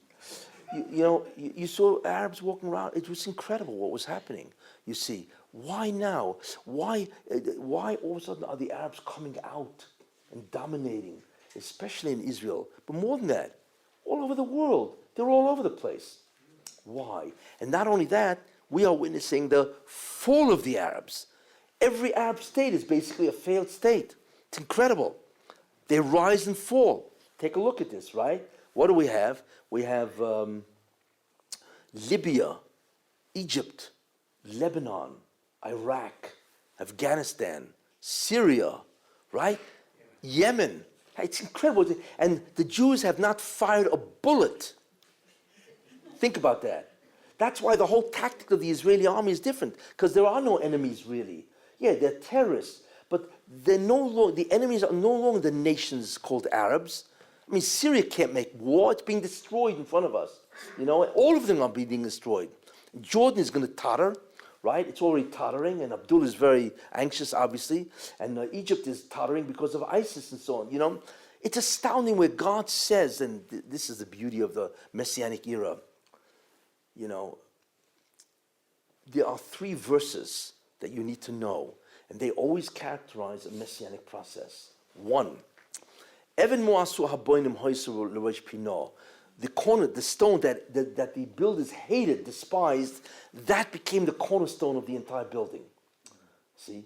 So there's always this guy. The second thing is of an ahapechu, that all of a sudden it became the cornerstone overnight. Shocking. And the last one is that you don't have to do a thing, like we had in last week's Parsha, B'Shalach. Hisyatzvu ru'u, God says, don't do anything. Just watch what I'm going to do. That type of hashgocha is beyond belief, because it means that you don't have to really do anything. God just says, don't do anything, just watch me. And God just wiped out the entire Egyptian army, which is one of the greatest displays of divine providence and divine power the world has ever seen. I mean, the miracles of Kriyas Samsef is a midrashim on it, and so on and so forth. Those three concepts, this being despised, one, that it's overturned overnight, and that God does it without your help, is Messianic. And this is what we begin to see, what is happening today. This whole concept and so on and so forth, okay? And not only that, but in the last, like I say, since 1990, what is that, 27 years, that's all it is. But look at what it's happened. The growth of science is enormous. You have any idea what's going on in the scientific world? You know how many articles are published daily? Daily. 7,500 articles are published daily. You see. That's over 2,500,000 articles yearly. In journals, that's the frontier of knowledge. At that rate, the sum total of human knowledge doubles every 5.5 years. At that rate. Do you ever see such a hispashtus chokhmah? And there's a reason for it, right? Which is also incredible. Then you have the rise of the internet. You see, what is the internet really? I mean, in the beginning it's used for tumah. But the internet is really global connectivity. It allows everybody in the globe to be connected. You see? And that's been going wild for the last 27 years. And then there's the whole concept of wireless, where a guy sitting in the Sahara can tune in real time on anybody on the internet. Because the internet allows a Mashiach to get on and to teach them Ruchnius globally without having to be anywhere, which is interesting. So you have that, Then you have the ingathering of the exiles. The Jews are leaving all the countries, all over the place. And they're coming back to Eretz Yisrael. In the last 27 years, millions of Jews have come back to Eretz Yisrael. But what's even more important is that the Jews are no longer subjugated by many nations, you see. So that's what's called the kibbutz golius. Then, of course, the growth of Israel is phenomenal. Israel, a little tiny nation that's about as big as New Jersey, right? You can barely find it on a map in the world. It is so tiny, Think of it. Israel has 10,000 square kilometers, if I remember correctly. Jordan has 95,000 square kilometers. What a difference, right? There are over 22 million square kilometers in the 22 Arab nations. And of course, they have no room for the PLO. Nothing, right? But the incredible is the growth of Israel as a world leader. Think about that. Israel is a world leader in what? Medicine, in agriculture, in water conservation, high tech, right? Security, yeah. Yeah. Unfortunately, How is it possible that a nation, there's only 8 million people, that's basically a dot. You see, more than that. Do you know that Nobel Prize winners, the Jews number less than 1/4 of 1% of the world's population? But do you know that the amount of Nobel laureates, the Jews have 33% of all Nobel Prizes ever given? You ever see something like that? No wonder the Koreans, they're learning Talmud, by the way, because they figured out that the reason why the Jews are so smart is because Talmud. So they're actually translating the Talmud in South Korean. Because people realize there's something here. It doesn't make any sense. And that's happened in what? In basically the last 27 years, And then, of course, you have Obama. Then you have the Trump phenomenon. You have Clinton, the stock market collapse, right? What is going on? Well, guess what? I'm going to try to cover all these topics. But I'm just showing you what has been happening since 5,750, which is 1989, is beyond belief. Why? Because the key concept is the acceleration. God wants to end the process. That's why. It used to be in history, you'd have to have at least 100 years between one event and the next. Today, all this has happened in 27 years. And let me tell you a very interesting Zohar. The Zohar says, Tchias HaMesim, which is resurrection of the dead. Okay? Resurrection of the dead. And that happens after the Mashiach ben David, the Davidic Messiah, comes. So the Zohar says the following. There's an argument. How long will Tchias HaMesim be? So the Zohar has an argument. One person says, authority says, that Tchias HaMesim will ensue 210 years. That's how long. But wait a minute. In order for the Tchias HaMesim, the resurrection of the dead, to ensue 210 years, right, it has to start right after the Mashiach ben David. But that means the Mashiach ben David has to come 210 years before the end. Well, what did I say the end was? Year 6,000. So if you subtract 210 years from 6,000, what year does it come out to? 5,790. Can you tell me how far that is from now? 13 years? That's frightening. That means, according to that Zohar, and by the way, the other person says that the Tchias HaMesim will take place 214 years, which is 11 years from now. But even if we give, the other one who says 210 years, and so on, excuse me, you tell me in the year 2030, Mashiach is here? Yes, that's what it seems so, right, according to that Zohar. But then you realize what's happening. If we're that close, then there's an enormous amount of acceleration of what's going on, you see. And that's why you're finding things that would have taken 1,000 years to happen. Look at this, right? Is happening in what? 27 years. Because God wants to end the entire matter. And we are now basically aschalt de geula. It's no longer ikvis and Mashiach. We are mamish in the messianic process of the beginning of redemption, which is in many ways an astounding concept. Great. Now let's go into history. I'm going to talk about Obama. How's that? I realize he left, but you got to hear this. Okay? Who is Obama? How did he become president? I want to tell you something. Obama became president, it's a nes niglo. Let's face it. The man had no experience whatsoever. Nothing. The highlight of his experience was a community organizer. Wow. Could you imagine? He had a resume that said community organizer, right? So community organizer, so he got rid of that job, said they could find no better job than him after community organizer than to be the president of the United States. You believe this? And not only that, he was an incredible security risk. Why would they take a guy like that with Reverend Wright? Remember that? And he allied himself with so many different terrorists and so on without, How does a guy like this make it? Right? Let me tell you what's happening. And then you're going to understand from this alone enormous amount of what's happening and what's behind the incredible opposition to Trump. Because this is abnormal. This has never happened in U.S. history. Never. So you have to understand what's going on. Okay. First idea. You have to understand what is behind everything. And you will see how. Is the Satan is dying. That's right. The great satanic figure, Satan, is dying. 98, maybe 99%, maybe more, of the Kedusha, the force that he has given back to the Jewish people. And he is almost bankrupt. And he knows it. He's dying.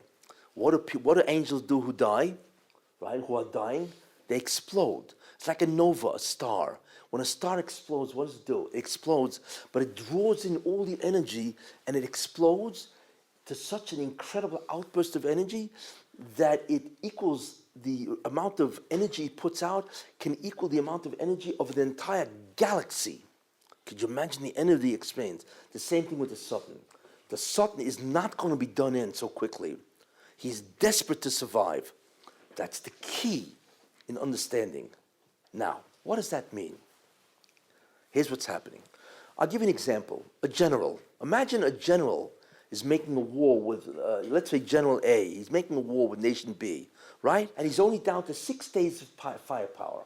After 6 days, he's finished. Okay? 6 days. And after the 6th day, or I should say 7 days. Okay. So what does he do? He only has 3 strategies that he can employ. After that, he's finished. First strategy is called the Great Bluff. What he does is he takes 6 days worth of his firepower and he throws it against the enemy, Nation B, hoping to bluff them because they're going to take a look at this and say, this is incredible. If this guy has this kind of power left, they're going to sue for peace. So he does that. He blows out 6 days of firepower. I mean, everything, the missiles, the bombs, everything. 6 days, right? In one shot. What happens? Fails. The enemy still continues fighting him. Bad news, because he's now down to 1 day of firepower. So what does he do? Second strategy. It's called to try to break the resolve of the enemy, even to make war. So what he's going to do is send in dissidents.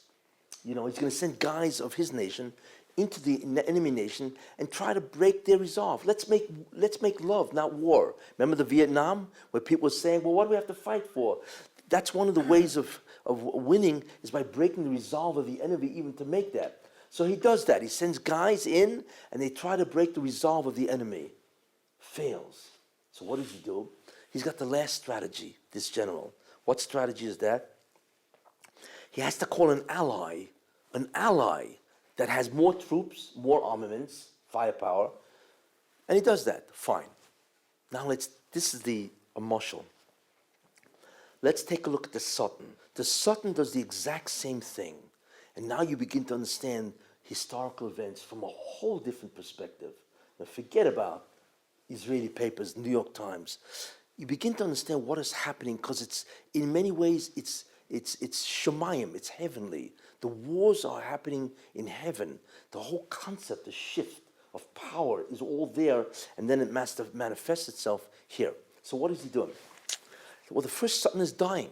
He's got 6 days worth of firepower left, which means he has 98%. He's got 2% of energy left. That's it. So what does he do?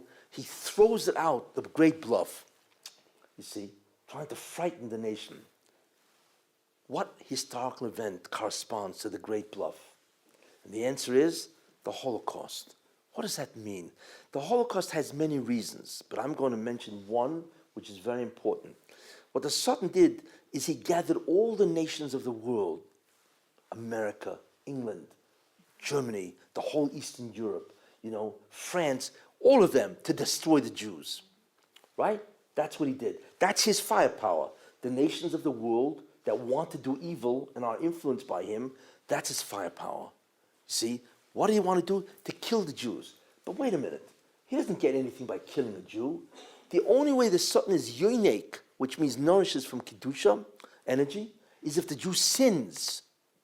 If a Jew dies, he doesn't get anything. So then why would the Holocaust be some type of a solution? And the answer is because it's not the death of the Jew he wanted, really. What he wanted is that if 6 million Jews die, which they did, then the Jews would give up God. That's why. He wanted to break and destroy the emunah of Klal Yisrael. Because the Jews would say, where is God? How can he do this to us? Right? Then let's chuck religion and forget about it. And then the Jews would sin, and then what could he do? Eat from their sins. That's that's one of the important ideas, is that the Sultan tried to bring it about to destroy the faith of the Jew, the emun of Klal Yisrael. Very important idea. You see, that's the Great Bluff. And which is interesting, because he look what he did. He got the whole world against the Jew. That's what he did. Every nation was involved at some level in either killing Jews or aiding and abetting. For instance, in England, do you know England is responsible for all of this? It's responsible for the Arab problem. Because what they did, they issued the white paper. They stopped the Jews from coming in, I think in 1938, and they allowed the Arabs to come in because the Arabs were starving in their countries. That's why most Arabs really come from Syria, and so on. But in any case, that's what he tried to do, but he failed. The Sultan failed. Why? Because the Jews after the Holocaust are slowly coming back, regaining religion, more tradition, and so on. So what the second thing the Sultan do? The Sultan did what's called, after the Great Bluff, is to send dissidents, people into the other camp, the enemy, to try to break their resolve. Who are the greatest enemies of this, the greatest warriors of the Satan? And the answer is the Erev Rav, because they are Jews that want to destroy Judaism, not Jews. So what did he do? He gave Israel to the Zionists.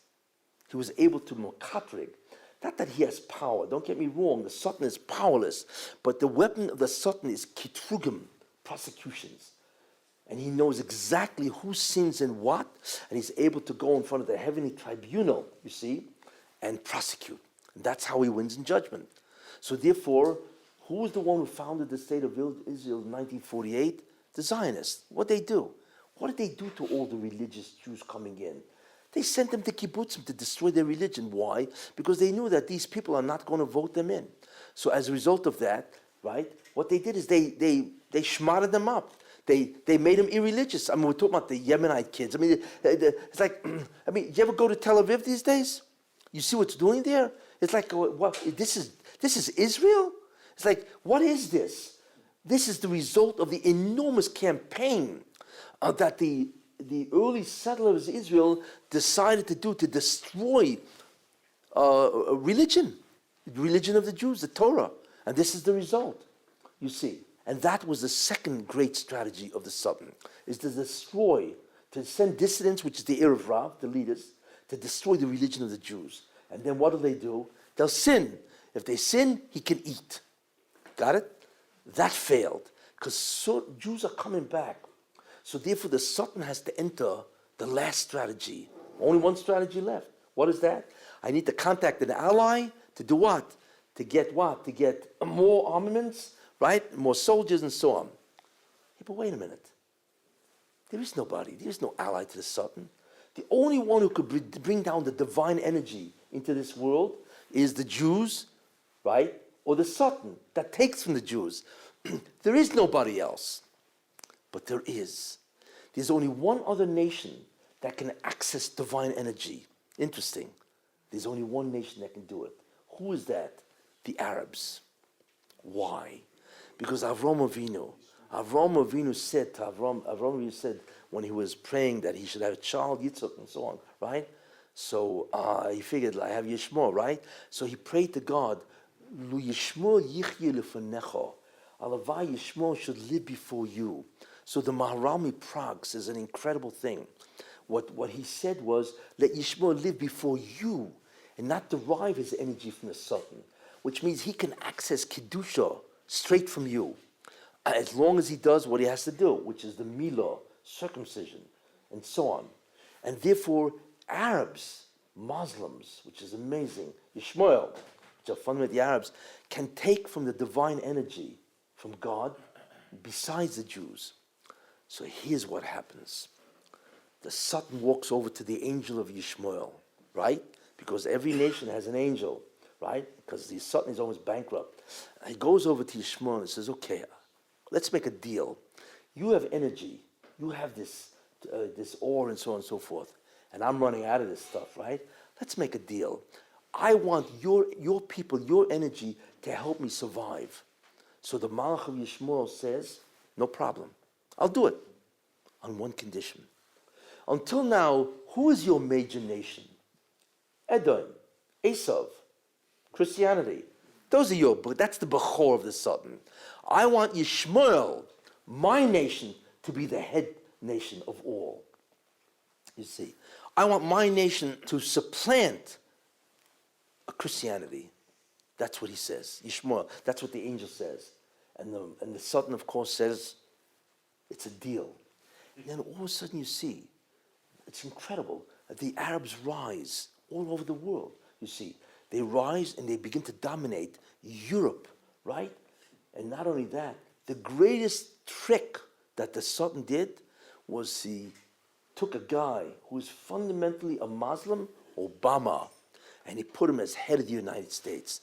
Who would ever think that the president of the United States would be a practicing, basically, a Muslim, a hidden Muslim? That's really what he is. He's Ishmael, and so on. In fact, that's why he bowed to Saudi Arabia when he met him, because he was born, okay, he says he wasn't born in, in Kenya, whatever, and so on. Yeah, okay. Anyway, but the main idea is that He was certainly brought up in Islamic schools and so on. He believes in Islam. Why do you think he loves Islam? Why he's so much against Israel? Because really, he's a hidden, he's not even that hidden anymore, a Muslim and so on. And that was the deal. That what the Sultan did was incredible. The deal was that Obama, which is a Muslim basically, right, should become the president of the greatest Catholic nation in the world. Christian. Yes. Incredible. And therefore Obama becomes the president. Amazing. If that's the case, if Obama now becomes the president, Obama now has several jobs. Now you begin to understand why he did what he did. A very interesting guy, Obama, very interesting guy. Now you begin to understand what he did and why. Obama, therefore, now has several jobs, which he is unaware of. The first thing you have to understand is ISIS. ISIS is a product. ISIS is a very unusual form of Islam. It's radical. It's extremist. They kill everybody. You never found that. I mean, the Arabs did that, but never in such a vicious way.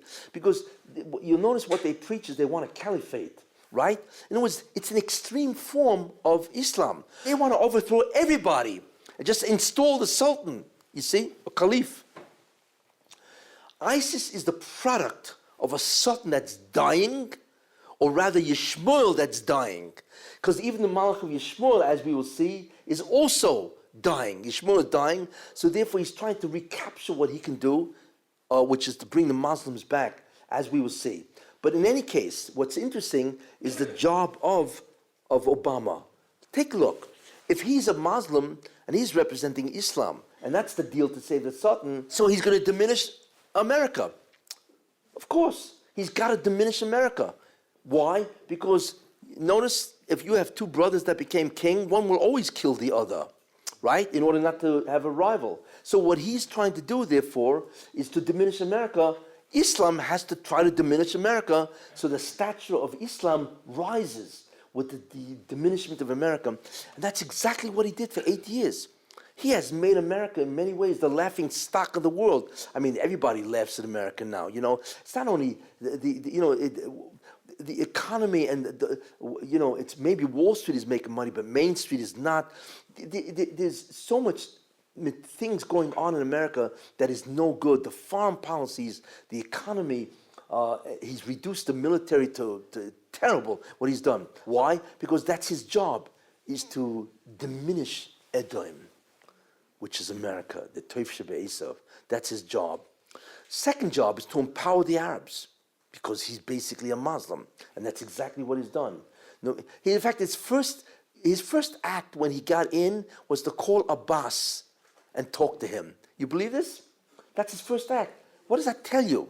You see, and not only that, he's always empowering the Arabs, no matter what the Jews do. The war of Operation Edge, right? They were shelling Israeli cities, and he's talking about Israel stepping back, right? And making a truce. Is this guy for real? Because he's a Muslim, and therefore his job is to empower the Arabs. That's his second job. Third job is interesting, is to designate the end of time. Do you know that the end of time has been designated? And he did it. Obama. How? There's a medrash. It's a Yalkut Shimoni in Sefer Yeshayahu. It says the following: Bishana shed Ben David bo, in the year that Ben David, Mashiach Ben David comes. It says this, right? It's amazing when you read this stuff, because the Midrashim were written 2,000 years ago, and the way they accurately portray is just incredible, what will happen 2,000 years later. So it says in the year that Ben David bore, right, it says Poras, Iran, right, will incite or instigate a war against Arabia. Okay? And then it says that the whole world and the Arab is going to seek counsel with Edom. Interesting. And then it says that Poras, Persia, which is Iran, is going to begin to destroy the world. And then all of a sudden, there's a baskol that comes out that says, Higia Zman Geulaschem. This is the last war. A baskol, a divine voice comes out and says, this is the last war. The time of your redemption has arrived. All that I have done is only for you. That's what God says. Which tells us what? That the concept of Iran, how in the world could Iran threaten the world? Nuclear. This is a medrash that was written 2,000 years ago.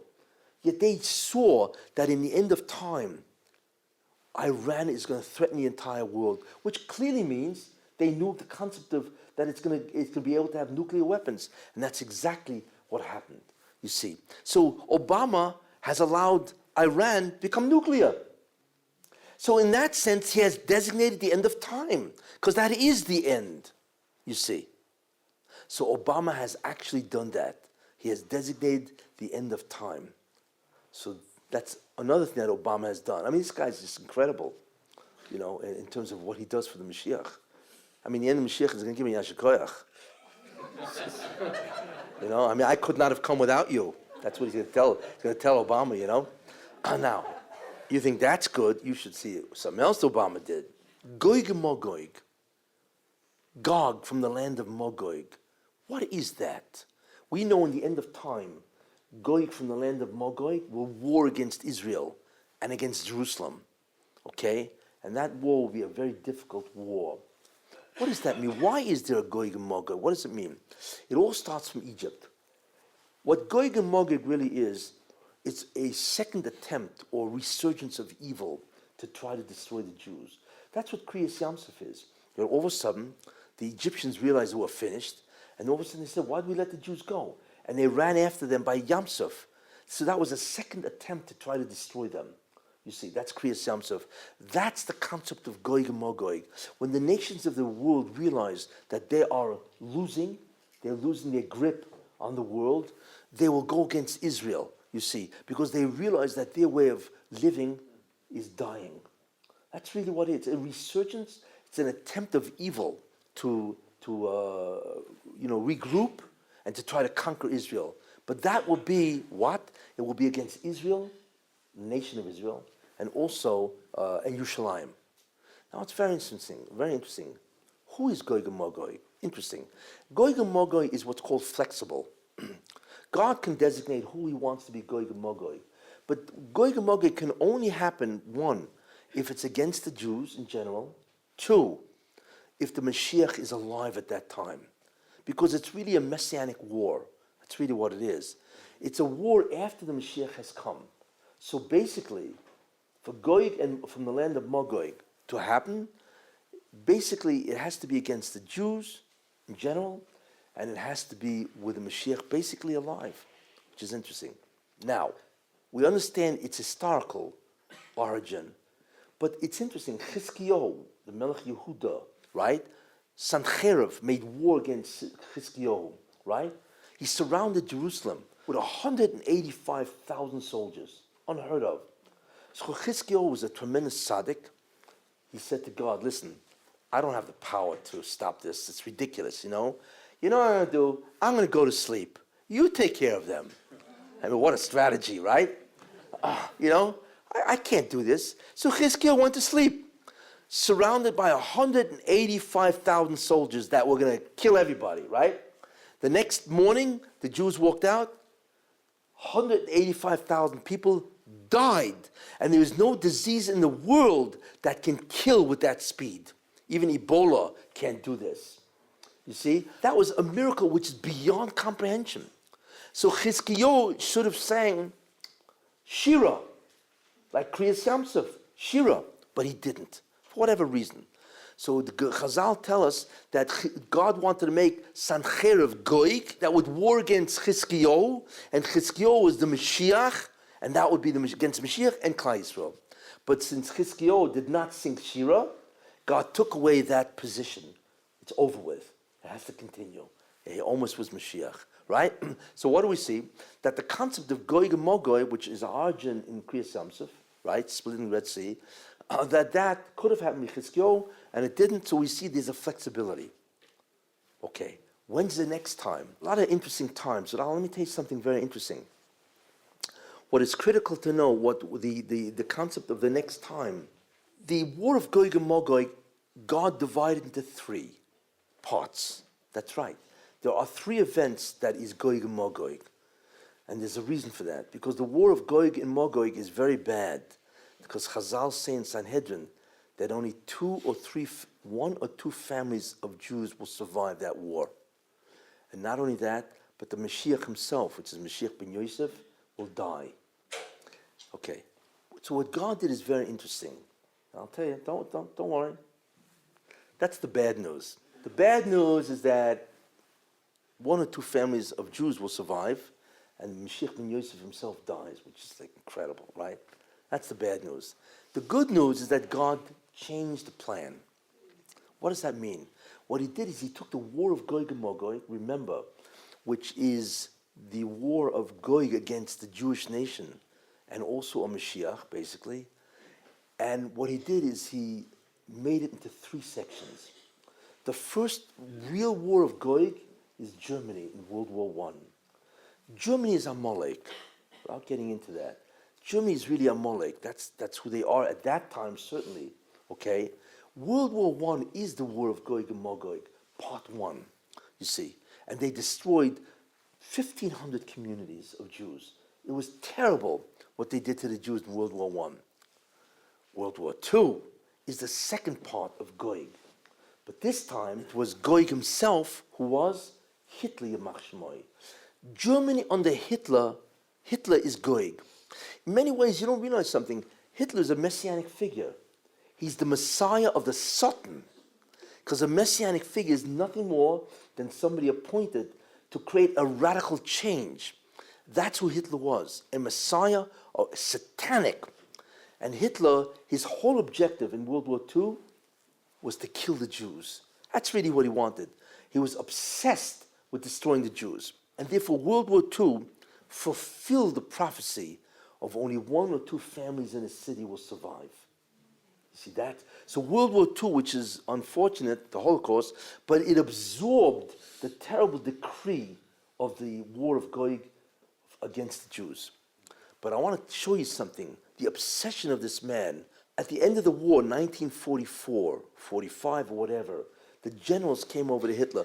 This idea is brought down in the book, William Shirer, The Rise and Fall of the Third Reich, which I once read. It's like 1,400 pages.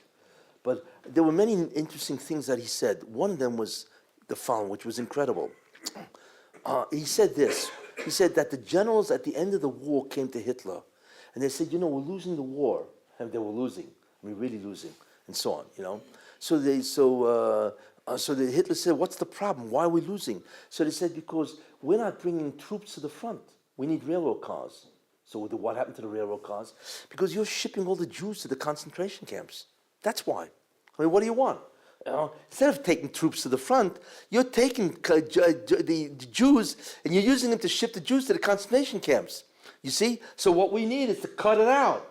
Stop sending the Jews, to prioritize the fact that you want to kill all the Jews, and maybe you want to save Germany. And remember what Hitler said, that the Third Reich would be a 1,000-year Reich. That's his statement, right? You know what Hitler told the generals? He told them, get lost. It's astounding. Hitler placed the priority of killing the Jews greater than winning the war. Incredible. In fact, that shows you that Hitler is what? Is one of the greatest traitors of Germany. Because he allowed Germany to lose. It was more important for him to destroy the Jews than the Germany should win the war. That's incredible. Hitler is an incredible traitor, betrayer of Germany. Why? What was in this man? Because that's Gog. And World War II was the major emphasis of the war of Gog against the Jews. And that's the second thing, second phase. The third phase is Obama. What Obama did was incredible. And it's not just Obama, it's the UN. Let me show you what this guy did, Along comes the UN, 2-3 months ago, and says, we want to tell you, Yehuda, Shomron, Judah and Samaria, and Jerusalem is occupied territory. Right? This is the UN, right? Now, the gematria of Gog and Magog is 70. And there are 70 nations of the world, even though the UN is 193, but there are 70 spiritual roots. And there are only 70 nations, because many nations are really one root, like Austria and Germany is really the same, and so on. So there are 70 roots, right? 70 nations according to Kabbalah, and in fact, even 70 nations by the time of Noach, whatever, and so on, So the gematria of Gog and Magog is 70. So Gog takes the nations of the world against the Jews, you see. So what happens? Along comes the UN. It's just astounding what they did.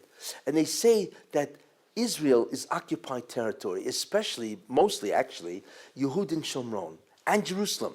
Now, okay, you want to say Yehud and Shomron is occupied, which is absolute nonsense for many reasons, which I'll say.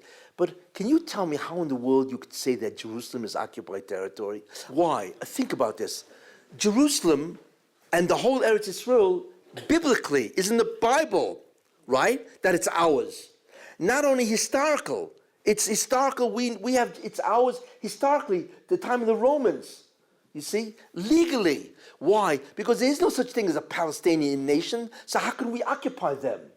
There's no such thing as a legal nation called Palestine, so what do you mean you occupy them? There is no occupation of them, it doesn't exist. So what are they talking about?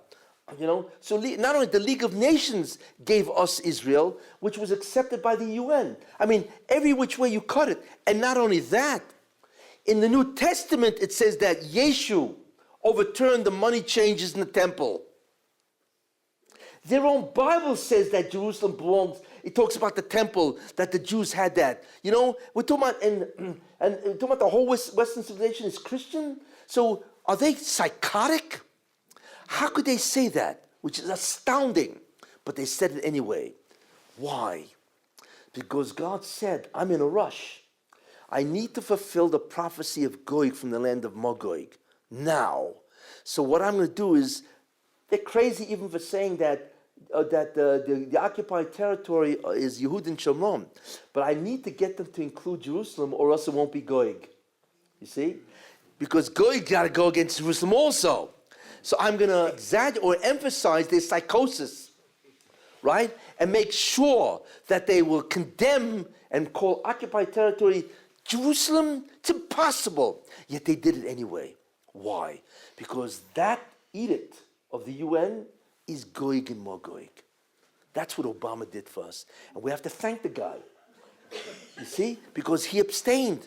And because he abstained, he allowed the Gog and Magog. Because they think about that. What is Gog and Magog? It's the whole world against the Jew, right? It doesn't mean the whole world's not going to war against the Jews. It's the UN that represents the whole world against the Jews. That's Gog and Magog. So what the Moshe did is astounding. He actually allowed the prophecy of Gog and Magog to happen. Wow. Do we owe Obama hakara satov? It's just absolutely incredible. I mean, I'm telling you, Mashiach is going to come and talk to me and say, Yashikoyach. Because without you, I could not have come. But that's so look at what Obama's done. Diminished Esav, Edom, America, and make it the laughing stock of the world, which of course a Muslim will do. Empower the Arabs. It's obvious he loves Arabs. He's always has the double standard. Even when they're destroying the Jews, it's still the Arabs that are the main thing. Iran, he called Iran, gave them nuclear weapons, and he's designated the end of time. It's astounding, according to that medrash. Not only that, he has enabled the UN to become Gog and Magog. So therefore it comes out that the end of Gog and Magog is not a war, because really it should have been a military war. But that was absorbed in the Holocaust. And that's why the Holocaust was so severe. It was a second part of Gog and Magog, but it was the worst part. But after that, all it is basically confrontation of the world against the Jews, you see. So he's done that. But also what Obama has done, which is very interesting, is he has enabled Trump to become president. I don't know if you realize that. Now, wait a minute. Who says that was good? Next week, you'll find out what that's all about. But right now, take it from me. He has enabled Trump. Why? Because Obama has done a terrible job with America. It's just terrible in so many different ways. Okay, that's number one. So therefore, Hillary, right? Hillary's incredible. I'll talk about Hillary next week. But Hillary is really the continuation of Obama, you see. So what Obama's done is by allowing Hillary to take on his agenda, ultimately everybody got sick and tired of what Obama's doing, and if Hillary can continue, who needs her, right? And there's an enormous thrust against anti-establishment, and that's what they failed to recognize, that Obama has forgotten man, the common man and so on, so he lost. Obama is really the reason why Trump is there. You see? And by the way, the reason why Obama became president, because also Hillary, it was really an anti-establishment vote. They hated Bush, and they hated Hillary, so all of a sudden they picked this guy, right, with a resume, right, of community organizer, right? He became president, you see? So therefore, this is what Obama has done. And I want to tell you something. The Rebbe is going to destroy that man for many reasons. One, the Rebbe wants two things to happen. It's interesting. I'm going to dwell next week on that. What the Rebbe wants, Yishmael and Esau, you don't realize who they are. The original Yishmael, the son of Avraham Avinu, he did tshuva, and he was a tzaddik. You see that because the expression that the Torah uses by the death of Yishmael, vayigva. You see, and Chazal say that is only used when it's a tzaddik. He was a great man, Yishmael. He started off pretty bad, we know that, But in the end, he did tshuva because he let Yitzchak go first to bury Avram. That's how Chazal know. In fact, that's why the Tanoim that call Yishmael. How could you name a Tanoim after a Russia? Rabbi Yishmael, right? And the answer, of course, is that he's a tzaddik and so on and so forth, And we don't realize that Yishmael also was part of the tikun. And that's why he had 12 tribes. There are 12 chieftains of Yishmael. He also was part of the tikun. So what the Rosh wants is Yishmael to come back and be part of the tikun of Klal Yisrael. Now, all nations of the world, after the Mashiach comes, will recognize God. That's clear like that, okay? But he wants Yishmael not to be at the end to recognize God, but to be part of the tikun process, which is an unbelievable reward that they will get. And by the way, he wants to do it to Esau. And I'll talk about next week. That's what Obama is Esau doing tshuva, being part of the tikun process. But put that aside. So Obama had that role. Trump. Obama had that role. The role of Obama, really what he should have done, and he had why do you think the Rebbe gave him the House, the Congress? He had the Congress for 2 years. He could have done incredible things. What the Rebbe wanted is this person, and boy is he defiant. He has the koich of defiance, which is very important. You see, he wanted him to confront the Arabs and say, what are you guys doing? What are you guys, crazy? Why don't you pick the Palestinians and put it in the 22 million square kilometers? What are you taking a small state and you want to divide that? There's such an unbelievable injustice. And for what? Well, how can there be a two-state solution? It's absurd. Why? Because it's not occupied territory. It's not yours. You never had it. All you guys basically came from Syria. You can't have it. It's like, imagine, I remember Louis Farrakhan, he wanted to have the blacks have a new state in the South. Of course they laughed at the guy. You're part of America and that's the end of it. Just because you have blacks doesn't mean you can have now a state that's black. You know what I'm saying? The same thing. And Arabs are, if they want to be part of Israel, fine. But they're not, there's no state that we can say is occupied. You see. So the Rebbe wanted Obama to confront the Arab world, because he's a Muslim, you see? And that would have brought the Yishmael back into the fold. Because in the end, the Rebbe does not want to destroy. He wants the nations to be righteous and so on. You don't realize the Rebbe is an infinite Rahmanis, and Obama could have done it. Why? Do you know what he did? Do you know when Obama was elected? We say it's an inauguration. It wasn't an inauguration. It was a coronation. King. When he was elected in 2008, everybody worshipped the man, if you remember that far back. He had incredible power. He had the U.S. in his hands because everybody was willing to submit. Whatever you want is divine. I remember there was a newscast that said that chills ran down his back when he was inaugurated. This is not an inauguration. It's a coronation of a king. Why? Why did Moshe do that? This isn't Obama. It's the hand of God. Why? Because he wanted Obama to have that power of incredible respect. And he gave him the Congress. And this guy is nobody from nowhere. Community organizer, excuse me, that's how you become president? He had no experience. Even in the Senate, he was just there for what? A couple of months? But the Rebbe Shem chose him, you see, in order to bring back Ishmael. And therefore, I will give you such unbelievable submission of the American people, you can say anything and you're right. Not only that, you will have the Congress. What power! I mean, he was the most powerful man in the world. He could easily have he could have confronted the Arabs, which is what Clinton should have done, and that's why the Rebbe Shem is destroying both of them, Bill and Hillary. But put that aside, talk about them next week, and so on. They deserve their own time. But in any case, that's what the Rebbe Shem wanted, but he failed. Why? Because Obama's a megalomaniac. He's delusional. He thinks he's God, you see, and that's why he destroyed himself. His gaiva killed him, and that's why the Rebbe Shem will destroy him. Why? Because remember when Netanyahu went to the White House, he had him coming through the back door. You remember that? You have any idea what a bizoin that is? It's not just for Netanyahu. It's a bizoin to God's children. It's his people. How dare you treat? And Netanyahu, Israel, is an ally. It's unbelievable. This is why you treat an ally? Forget about that he's Jewish. You know? How do you treat an ally like that? And Israel is an incredible ally to Israel. America has no greater ally than Israel. Everybody knows that. And you make them go through the back door, and then you put your foot up on the table and say, I got to eat lunch, hang around until I come back?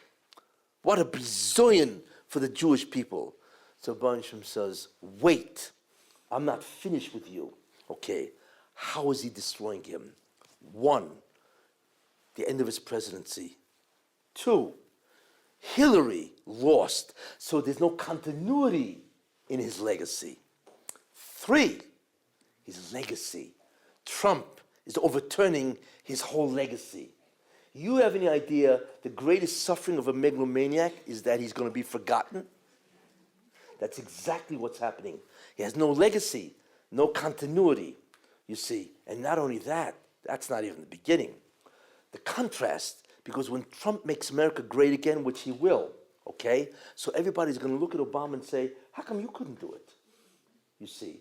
And I hold the biggest bizoyan is yet to come, because they're building, I think for a couple of $100 million, they're building a library in Chicago. It's called the Presidential Library, right? So you know what they're going to have? They're going to have like this. They're going to have all his papers and his legislation. And next to each one, it's going to say, canceled, canceled, canceled. Could you imagine going into a museum, his papers, and next to each one it says, canceled. You got to hear this. There was a talk show host, okay? Sean Hannity. Good guy. Sean Hannity, okay. He asked Newt Gingrich, which is a very good guy. Gingrich loves Israel. You know, he said like this. I mean, you got to hear this. He said to Newt Gingrich, he says, wait a minute. If Trump is going to undo all his legacy, everything, so who's going to remember Obama? How do you know he's president? Forget about canceled, canceled, and canceled. You wouldn't even know this guy was president. So Newt Gingrich looked at him and said, you know, it's interesting, but I'll tell you how you'll know. You'll know because every president has a right to have his portrait in the White House. So as you're passing through the portraits, you're going to say, who's this guy?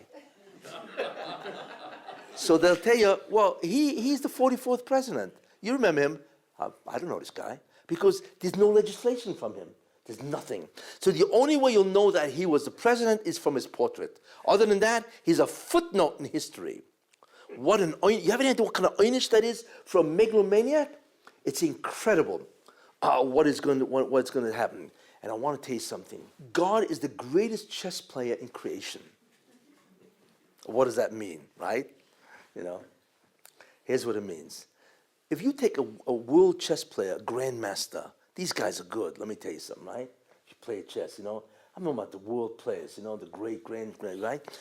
If you make a move, let's say you move a pawn, how many moves can they anticipate? If you make that pawn, how many moves can they have probability in combinations and permutations? So the answer is, I once read 15. It's astounding. You make one move and they can calculate 15 different moves that's possible from that one thing. It's incredible. I mean, these guys are really good, you know? Okay. God, forget 15 moves.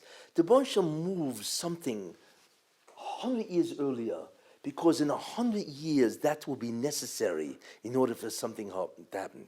That's called the Grand Master, you see. Let me show you two things that God did, which is astounding, the Yad Hashem. Here's one. Harry Reid. Harry Reid is a bizarre guy, but I'm going to go into his personality. He was the Senate majority leader. Okay. Do you know what that guy did? I'll tell you what he did. He said this, until then, in order to, many votes needed the cabinet, in order to do the cabinet and so on and so forth, you needed, the opposite party can filibuster, which means they could talk on and on and on, right? A lot of hot air, obviously, but they can talk on and on, right? But you need 60 votes to stop a filibuster, right? So therefore, for a cabinet post and many posts and so on and so forth, you need what's called bipartisan. You need both parties, or else you can't muster the 60 votes. So what did Harry Reid do in his Iluyas? Just absolute genius. He said, he passed a law that you don't need a filibuster. You can, with a simple majority of 51 votes, you can have there's no filibuster. You can stop anything with 51 votes, and therefore that's easy, because in one party, if it has 51, and therefore that even if you oppose the other party, all they need is a simple majority. That was in 2013.